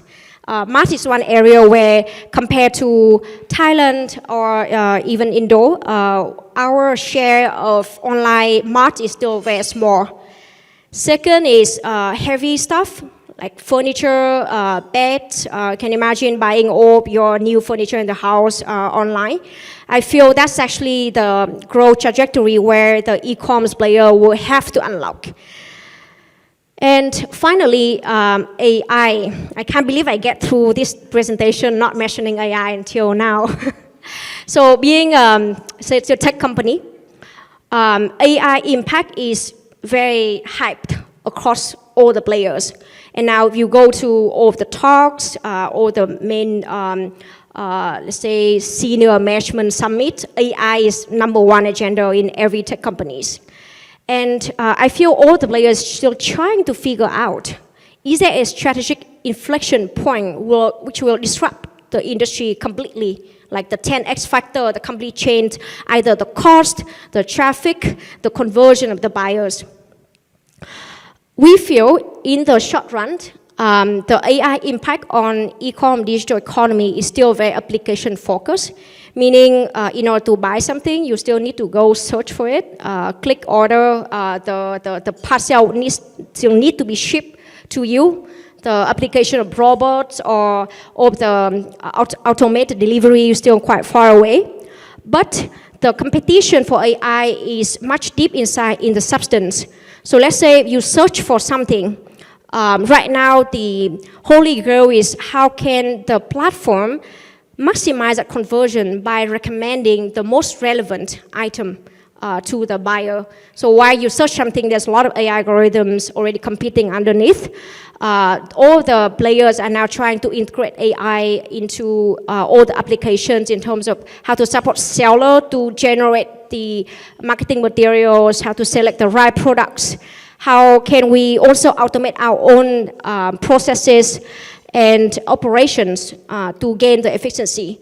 So this one is going to be one of the biggest change in terms of the economics, the P&L, and the operating model of us, but it's still quite a bit uncertainty how the chain gonna grow. I was looking into how consumer will change their behavior, whether nowadays we'll make ChatGPT our personal shopping assistant, and whether that whole thing will be integrated, which means a lot of our marketing campaign would need to be changed. But seems like right now it's still on the conservative side. For example, ChatGPT will still curate only the search from Google, which means not yet the disruption has arrived. But really, when it comes to this, I'm sure like it's very hard to get the right answer. And the only thing we can do now is to monitor like a hawk and try to innovate and adapt ourselves as fast as possible. So I think this is all for me. Believe I'm quite well on time. Thank you very much. Yeah. Right. It is always difficult to be the last speaker of the day. Vietnam legal veteran Mr. Fred Burke, currently senior advisor to Baker McKenzie after his formal retirement in 2022 and almost 35 years of service in multiple countries, brings up the rear for us today from Baker McKenzie. He is usually what I call the speaker, but I think Tyler is giving a run for his money today. He will help us catch up on all the time we have been lost in transition for each presentation, and please don't go yet. And he will talk about the legal subject which is essential for you to be intimate if you're operating in Vietnam. The title of his presentation is Law is Power or Power is Law, which is not very legal. So, Fred, it's a fast 15 minutes so that we can still have a panel discussion.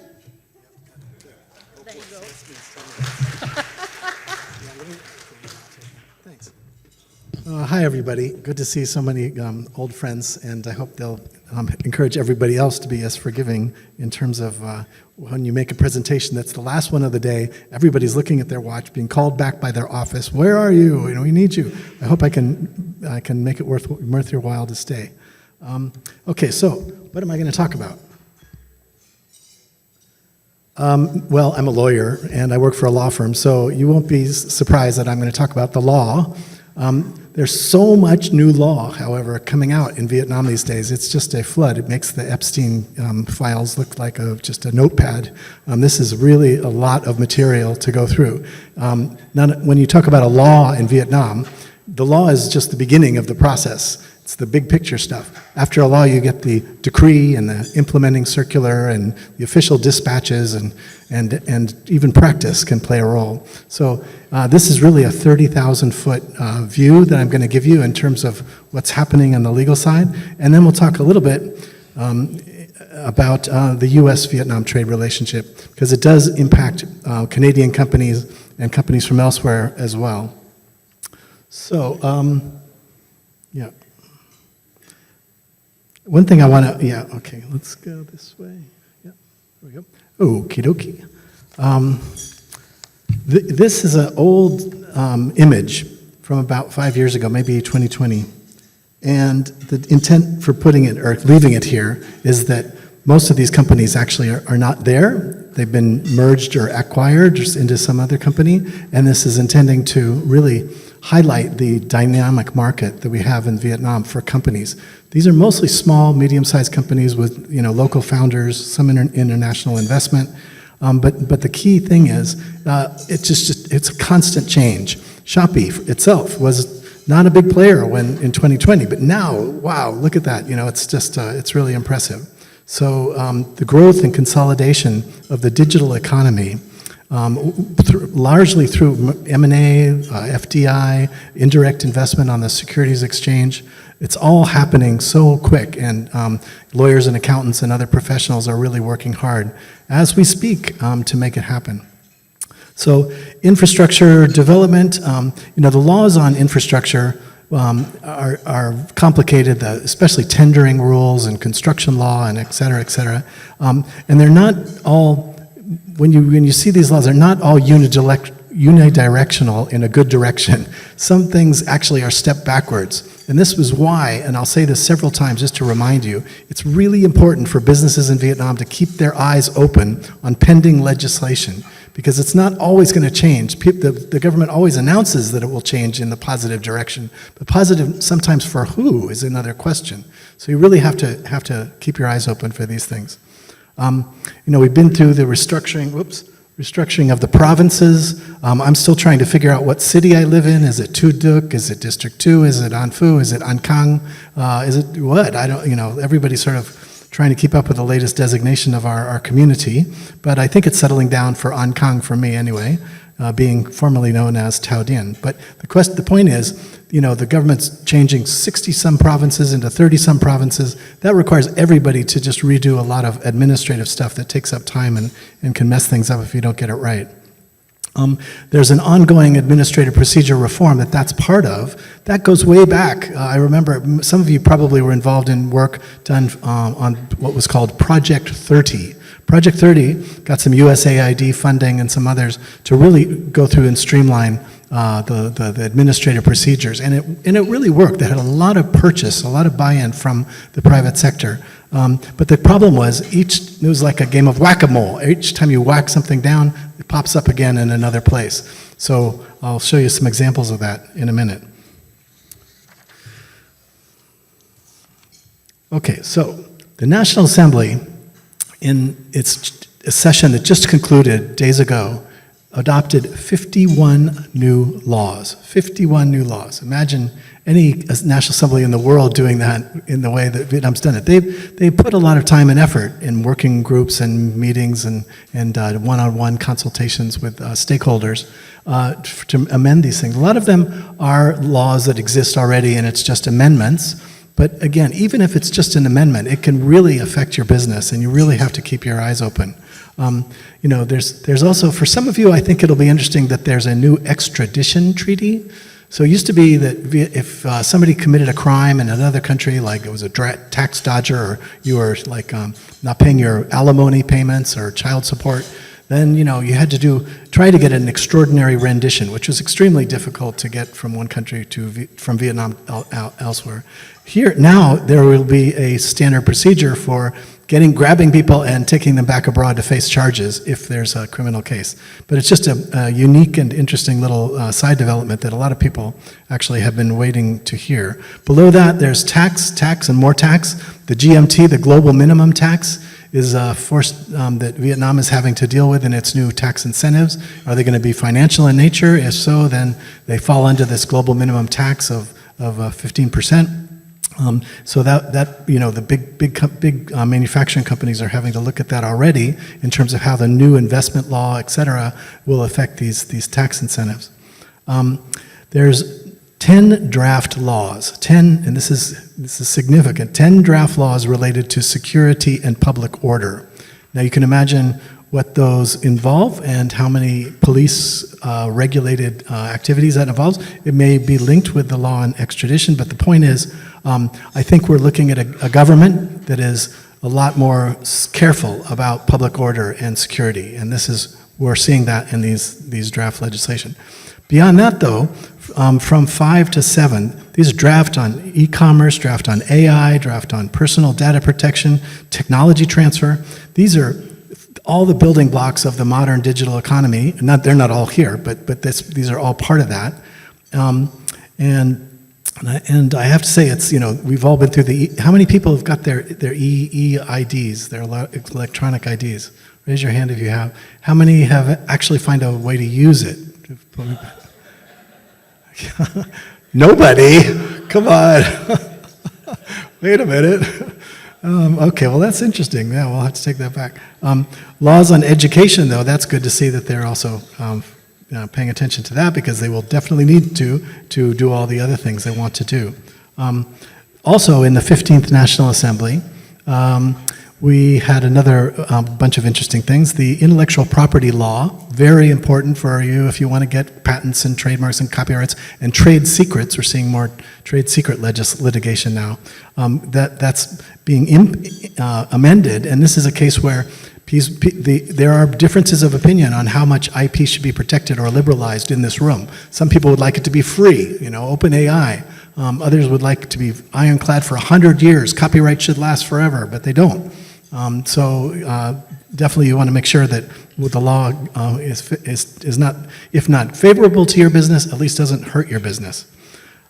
Treaties. There's some big issues here, like, is a treaty self-enforcing? When a treaty gets ratified by Vietnam and another country, does that take new legislation to put it into effect? This is one of the things we've struggled with on law-by-law basis, and now it's coming up again here into this new draft law.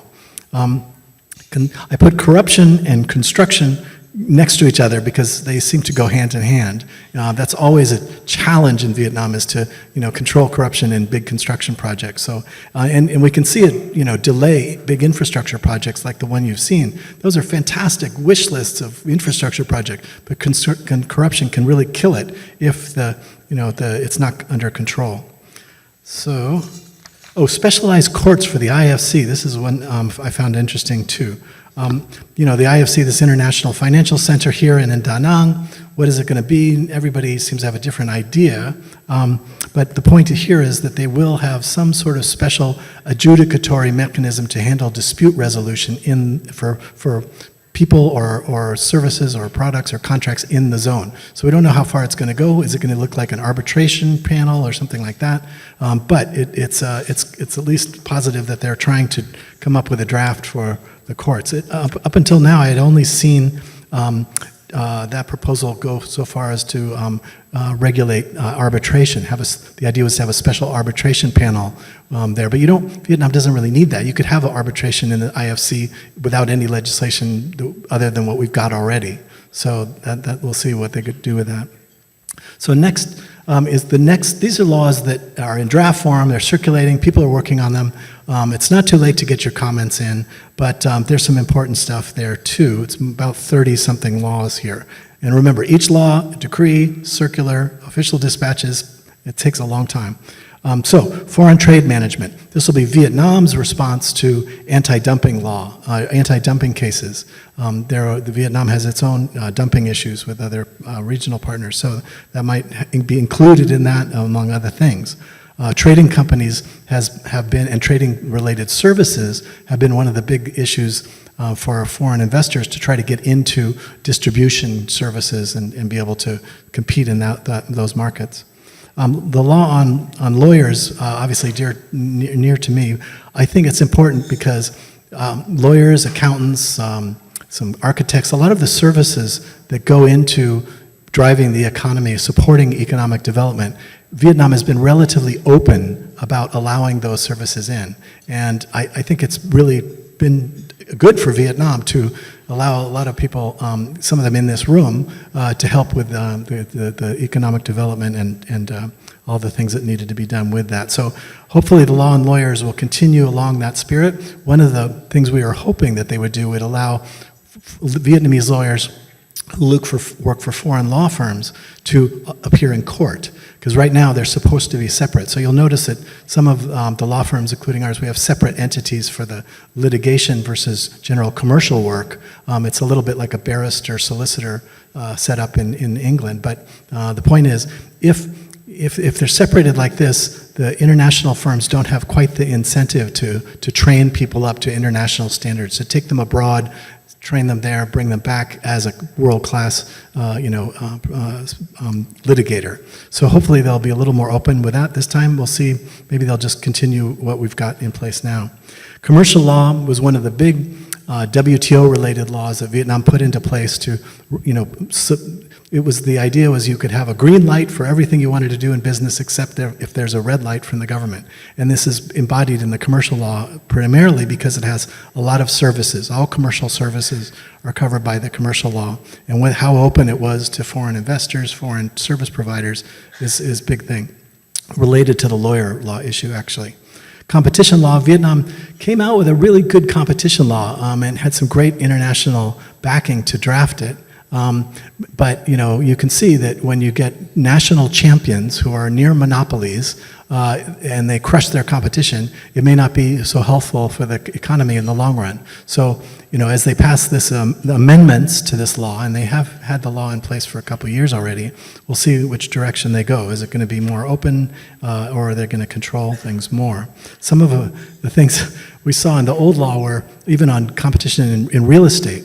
This neighborhood that we are in now was subject to competition law in scrutiny when people came into possession of too many of the hotels. You're only allowed to have a certain percentage of hotels within a fixed area, and that was governed by competition law. Somehow the buyers were able to get permission under the competition law, but it'll be something that it'll become more and more part of your daily business to watch out for competition issues. Okay, one final page, and I'm probably running out of time too. Ooh, ouch. Religion. There's a draft law on religion. I mean, there is already, and you do get inquiries about people wanting to bring their religions to Vietnam. There are several global religions, including the Catholics, obviously, but also Baptists and some others, Buddhists, that have well-established, licensed activities in Vietnam. So we'll see how that makes it easier or harder to go forward. I think if the experience of the last year or two is anything to say about it, probably this is going to be among the things that are going to be more limited in the future than they have been in the past. And then there's new housing and real estate laws. There's one positive story here that I should pass on with. There was a concern that the the real estate law was going to provide that you could only do a fixed term or for a single payment lease if you're in an industrial zone. If you're outside an industrial zone, you wanted to do a project that paid right up front so it could mortgage its lease, then you're out of luck. Now they've done away with that, and apparently you can, subject to agreeing on a price with the local government, you can have a fixed term lease paid all up front and then use that for your collateral in your financing for your project. So that's about it for that. It'd be a shame if we didn't get into any of but I only have like 50 seconds left. So, Mark Carney said something that was really brilliant in Davos a couple weeks ago, which was that it's not just a transition we're going through in the rules-based global trading system and all the other international frameworks that we have enjoyed since World War II.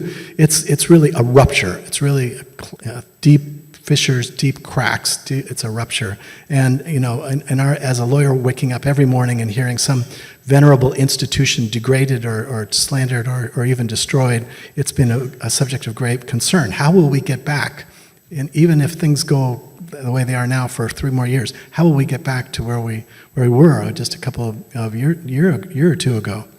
It's really a challenge to think about it. Vietnam, however, is relatively well positioned to weather this storm because it has so many trade agreements and investment agreements that it respects. On the whole, it's a relatively faithful treaty participant. So whether it's RCEP, which was a big surprise, it has China in it, but yet it's almost as liberal and as trade encouraging as the TPP. We had the TPP 11, which became 12 when UK joined the Trans-Pacific Partnership. We said, UK, they're not Pacific country. Oh, yes, they are for the TPP. So it's great. That's a good thing. More trade. That's what we like. Okay. So last one. I used this cartoon last time because I said I can win a tariff war. Last year, I got to say I was shocked because I looked at the presentation from last year, and it was all about tariffs. We were all terrified of tariffs. It was going to be quite scary and destabilizing and blah, blah, blah. Well, now tariffs have been declared illegal by more than one U.S. court. We are helping clients litigate to get money back that they pay to the U.S. government, and it looks like some of them might get that back, even though it's tens of billions of dollars. But that's where the debate is on tariffs now. It's quite a different. But on the other hand, we've also got terrible geopolitical things up. I got ICE doing raids in urban communities and acting like Gestapo. All these things that as Americans just I find it abhorrent, but still continue to get worse day by day. Who knows if somebody's going to try and do something really crazy with nuclear weapons. It's really a scary time to be thinking about who's in control. What can we do about that? Not much, but at the local level, the Vietnamese government is pretty open about stakeholder consultation. It's even required in some of their old treaties, like the bilateral trade agreement with the U.S. from 2001. It says that stakeholders should get 15 days notice at least of any kind of legislation that's going to impact their business. Now it goes ignored sometimes because people don't know about it, but as you stick up your hand, or if you work through the Chamber of Commerce or for VBF or whatever, then usually you can get a working group or you can get some sort of meeting and make sure that your interests are not considered. That I should say, but I'm going to have to skip to the end here, but just one final point on that is, just so you know, the Vietnam Business Forum is like an alliance or a federation of all the business chambers, and it's done great work over the years. The World Bank always, trots it out as an example of, how business and governments can work together for economic development. But its MOU or license, so to speak, expired on December 31st, and we did a continuing resolution that goes to March 31st, and it looks like there may not be some ways to overcome the issues that face it, whether it can get a license to exist from the government and can at least premises and hire staff. It's mundane stuff, and you think they'd be easy to fix, but it's not. So this is something, if you're if you can do anything about it, you hear people talking about it, let's encourage the continuation of the VBF. I would hate to see it disappear. Okay, I think we're over time, and I probably should relinquish my post, and we can have some Q&A. Yeah, that would be more interesting. So thank you very much for coming, and happy to talk to anybody. Thanks.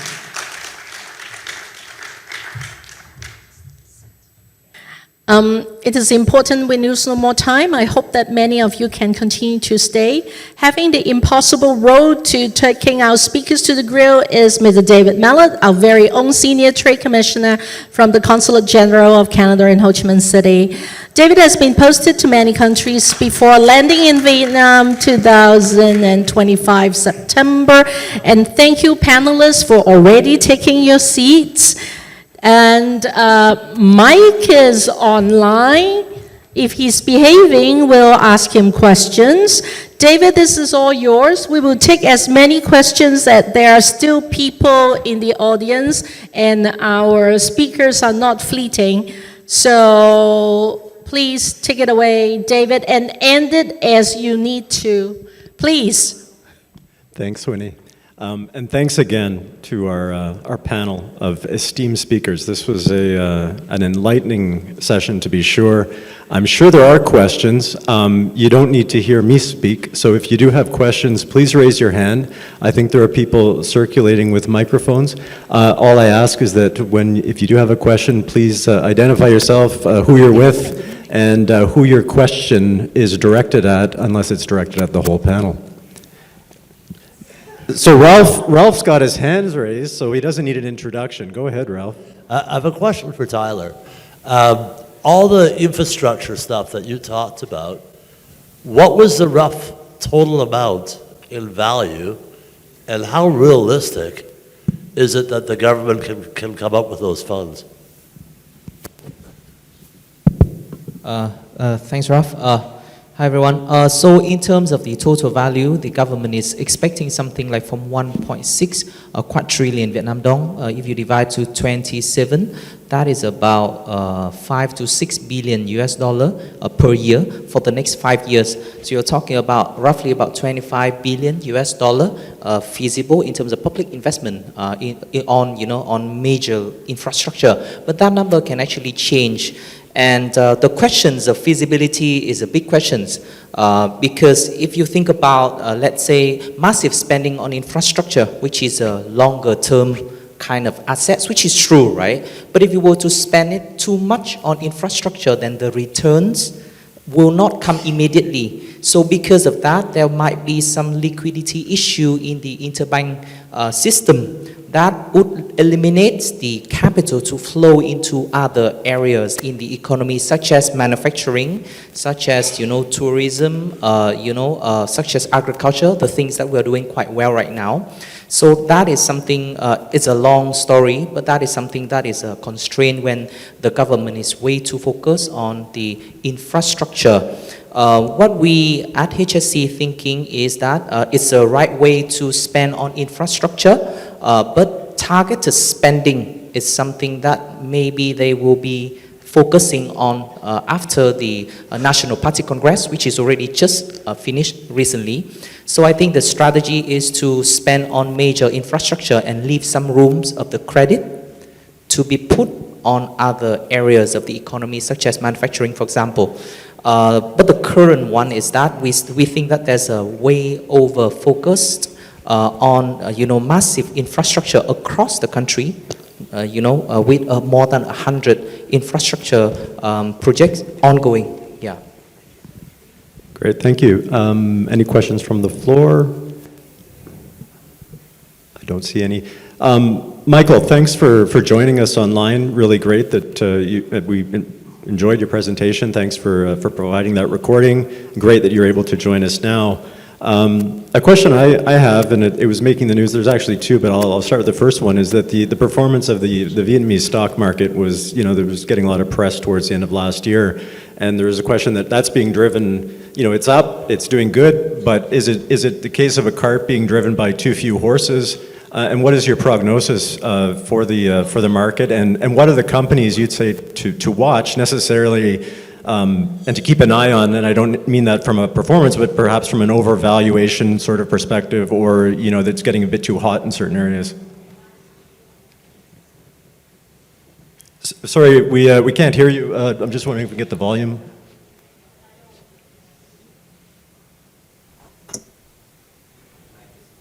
Can you hear me okay? Yep, all good. Yeah. So Vincom, as people probably know, VIC was up 740% last year.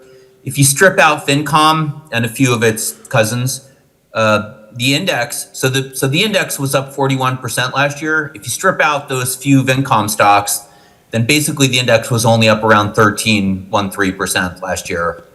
What will happen with Vincom this year? That's a politics question. That's not an economics question. I believe, so I'm in London right now, and of course, a lot of people are asking about that story. I believe that when Vincom went to the government and said, we want a 30-year loan interest-free to pay for doing the high-speed rail, I think that was probably like a bridge too far. And they probably went, that was probably too distasteful for policymakers. So what we're hearing, and Fred may have different information on this, but what we're hearing informally is that, last year, Vincom was sort of at the peak of the preferred Chable type companies. And now it's like Sun is number one, Techcom's number two, and Vincom's number three. So they're still up there, and that's why you've seen the VIC shares come off like 25, 30%. In terms of the stock market this year, the only one that's really obvious to me is, so Rolf texts me that it seems that we're in alignment about our idea about what's going to happen with the consumer this year, if I understood his text message correctly. And there's a very famous investor, his name is Stan Druckenmiller, and one of Stan Druckenmiller's ideas, he used to work for Soros, one of Druckenmiller's ideas is that the best economic indicator is the stock market and sectors in the stock market, stocks in the stock market. And basically right now, today, for me as a trader, I mean, my background is more like trading stocks. The two most obvious picks in the market are Mobile World, MWG, and P&J. You could look at the chart, look at the valuation, this kind of stuff. And so the fact that these guys are kind of taking off coincides with this idea that the consumer will be picking up towards the middle end of the year. So that looks good. The other thing I would do is I would just buy the banking sector across the board. This is getting a little bit geeky, but the valuation of the banks is about 1.5 price to book versus the ROE is around 17%-ish. That's a really attractive valuation. I don't see any possible NPL problem in Vietnam with real estate prices going up, et cetera. So those are the two I would focus on. And the earnings are pretty flat this year. But the other real estate companies in the sector, we at Vina Capital, we own KDH, Kangdan House is one of our big holdings, Nam Long. All those smaller real estate companies, their earnings are probably going to go up around 20-30% this year.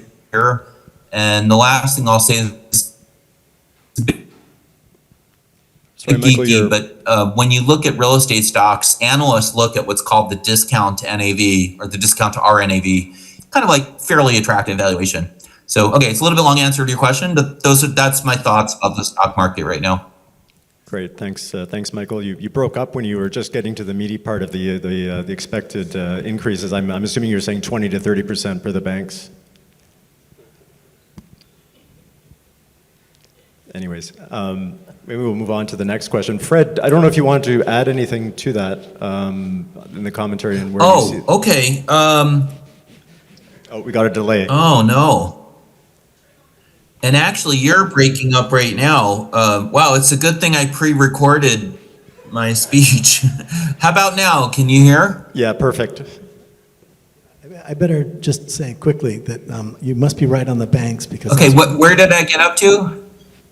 We got up to stocks here. You're picking stocks now. Maybe we should go back to market sentiment. Yeah. Yeah, so But anyway, the on the banks- consumer looks ready to go. So mobile world and, yeah, sorry.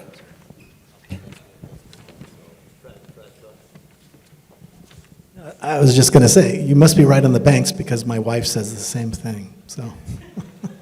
Always right. Oh, Oh, the other one would be, well, we're seeing a lot of activity in the area of electronic That's vehicles. And it really seems like some big players are shifting operations, and you've got, suppliers, especially from Europe, feeding into the supply chain. VinFast, maybe it's all subsidized and it's losing money, but the products on the street and the uptake of those products seems pretty encouraging. So, would I add, EY, or electronic vehicles, to the list of other electronic goods that Vietnam's starting to make in mass?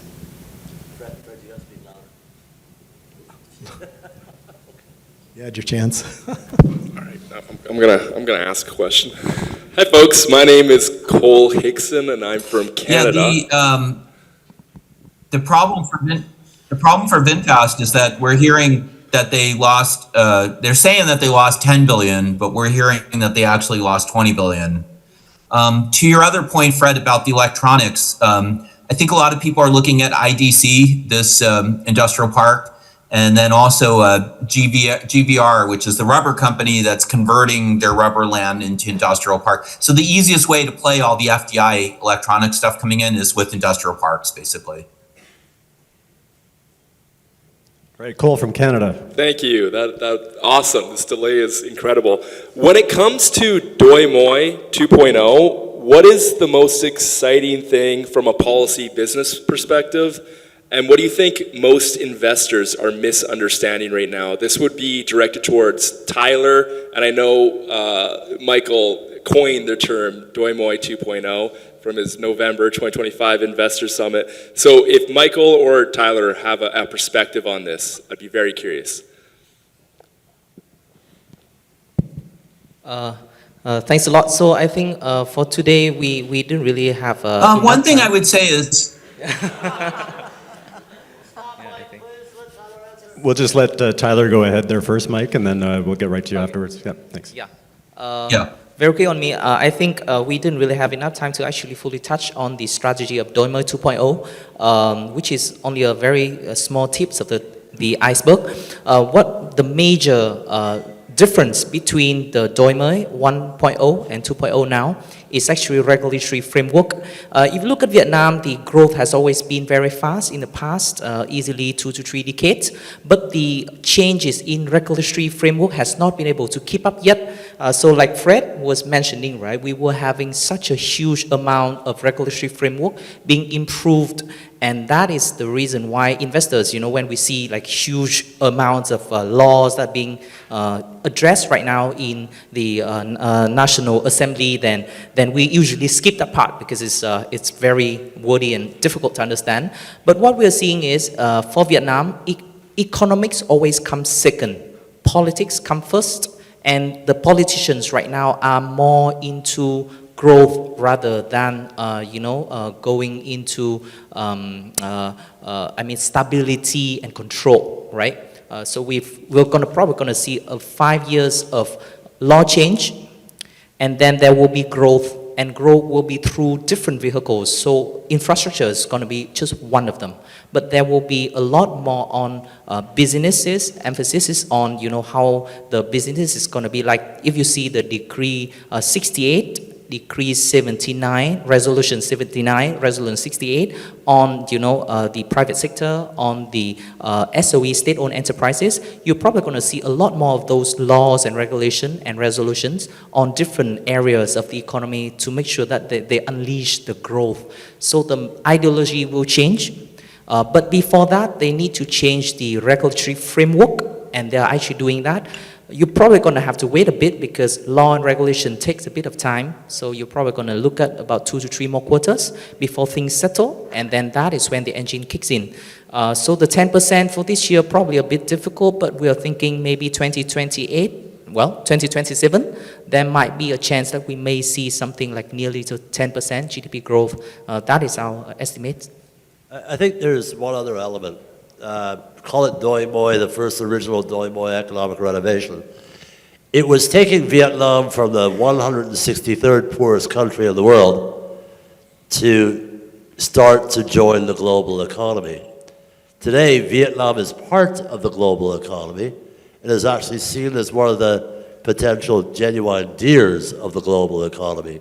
So it is about the transformation from economic survival to economic thriving. Yeah, so that's a huge difference. That's where all the laws and legislation, whatever else come in, because we've become a much more complicated society, which requires a lot more framework. Yeah. Michael, your thoughts on Doi Moi 2.0? Yeah, well, a couple things. First of all, Vietnam's GDP is not going to grow by 10%, not this year, and probably not any year. What may happen is there's a big kind of informal portion of the economy. They may be able to engineer a 10% figure by just kind of taking stuff that not used to be counted before and putting it into the bucket of things that are counted. But in terms of like actual, and we, by the way, we've never really seen them play games with the GDP growth numbers. Like in China, they really manufacture the numbers. So far in Vietnam, we've never seen that, which is good. But it is unfortunately not possible for Vietnam to grow 10%. Also, the Resolution 79 about the government, about SOEs, is essentially nothing. It doesn't say anything. It just kind of says, hey, we would like to do, lots of big, vague goals. That's not really do anything. The Resolution 68 is important, and there's a few things in there that are important, some of which not everyone has fully recognized.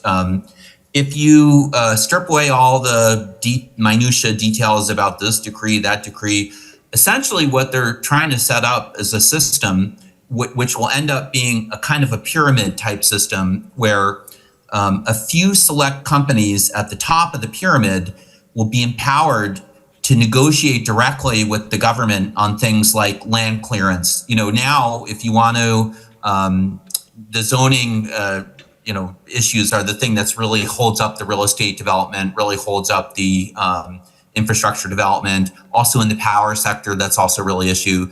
So what we see happening is a small handful of companies, obviously Vin Group is kind of the most obvious one, being able to negotiate directly with the government to do all the land clearance, sort out all the mess, and then pass the project down to the next level in the real estate development value chain. So it's a quite rational strategy for the government to be able to, the biggest impediment to Vietnam's growth those years is really just how slow it is to get everything done. All these empty plots of land that have been like that way for years and years. So this pyramid type mechanism will be a way to really expedite things. And the very last thing I'll say is that Fred said something really, really important that also not a lot of people are focused on, which is, of course, we applaud the IFC. We really hope it will work. The thing that the government will really need to, there'll be two things that the government really needs to focus on there. One is getting an investment grade credit rating. So we think that will be a much bigger focus starting this year. But to Fred's point, the number one most important thing for the IFC is you need proper arbitration center like you have in Dubai. And I don't mean some kind of Vietnamese twisted, like our own version. I mean, a proper, just cut and paste what they do in Dubai, bring in retired UK judges, UK lawyers, this kind of stuff, and make sure that the judgments are enforceable outside of the IFC. So far, I haven't really seen that. I heard very kind of fuzzy type details. So in order for the IFC to work, they'll need to solve the arbitration center. If they don't do that, then the IFC will not work. Great, thanks, Michael. Yes, we have a question from the floor, please. Yes, thank you very much for the very active and knowledgeable session today. I'm Josephine Ye from CanCham, Joint Stock Company, Malaysia. I have a question to all the gentlemen and ladies here. Yes, we are seeing that the government is emphasized on growth. Put aside the laws and regulations, where are they going to find the fund to grow this engine? Thank you. Yeah, that's kind of what I was just talking about a minute ago. Right now, they're one notch below investment grade credit rating, and there's no way they can do this without everything that they want to do without getting an investment grade rating and then borrowing in the international capital markets. That's the answer to your question. Further thoughts from the panel?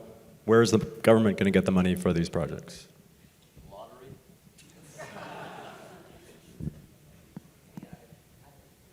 Please, Taylor. So I used to work in Malaysia for about 7 years, so very happy to see another Malaysian over there. Missing KL, such a great city.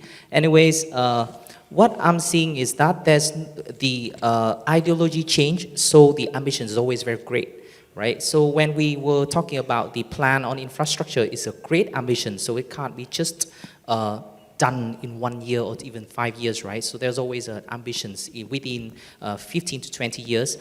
In the immediate terms, I think there will be a slight lack of funding, like just now I mentioned about the lacking in liquidity in the interbanking systems, which actually because of the pressure that the banks have to lend to big infrastructure projects that are being all at once, doing it right now. So what we are seeing, there's a logic through the regulatory framework that the government is releasing, touching from the private sector to the SOE to the SME, Decree 20 on the SME. What we are seeing is that there are two ways that they're trying to raise funds. One is via the selling divestment of the SOE, state-owned enterprises, which is already mentioned in Resolution 79. So there are some that is sellable, and there are some that are not so much like a sellable, right? Unless they have underlying assets that is deeply undervalued, usually real estate. So that is one area that they're going to raise fund from. Another area that they're probably going to try to is to borrow further internationally. So we haven't seen any directive in that front yet, but there might be some possibilities in that front. Another point to note is the tax collection system is now much more efficient than it used to be. And last year, they managed to exceed the target that they set initially by about 700 trillion Vietnam dong, which is about $3 billion US, which is not good news for us, right? They're going to tax everyone more. But that is another source of funding that they're probably going to be able to raise.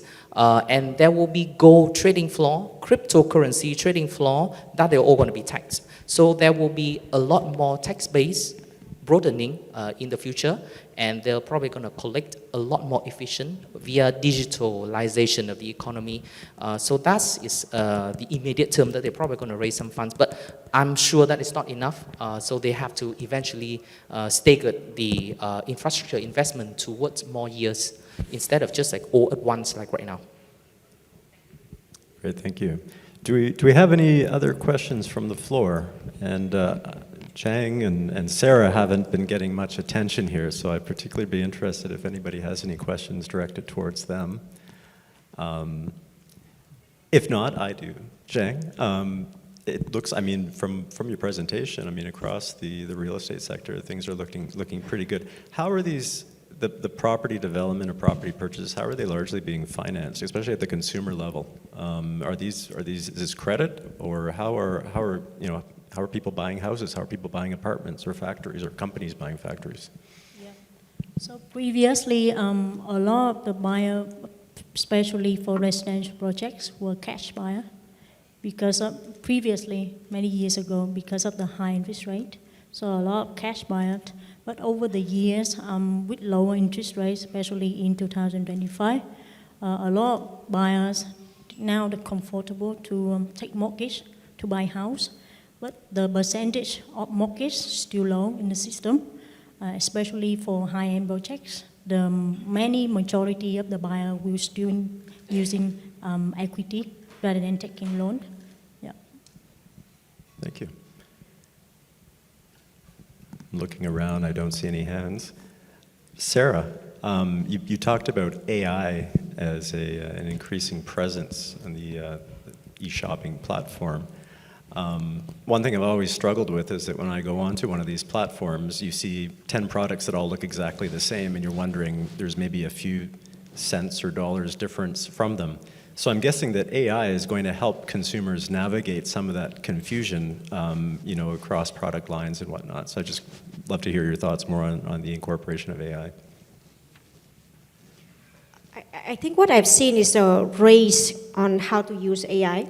And there's still a mismatch between the hype of what AI can do and what realistically AI can translate value right now.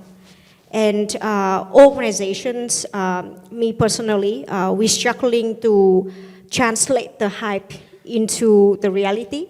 And it feels like a race that you are not sure where you are competing with. Because if you listen to the recent podcast, Elon Musk and all other big brains on AI, it feels like it's coming very fast.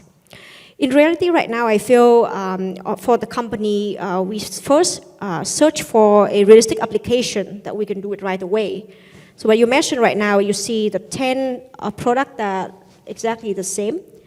Over the time, I feel the algorithm would be the one who determine what you see over the time.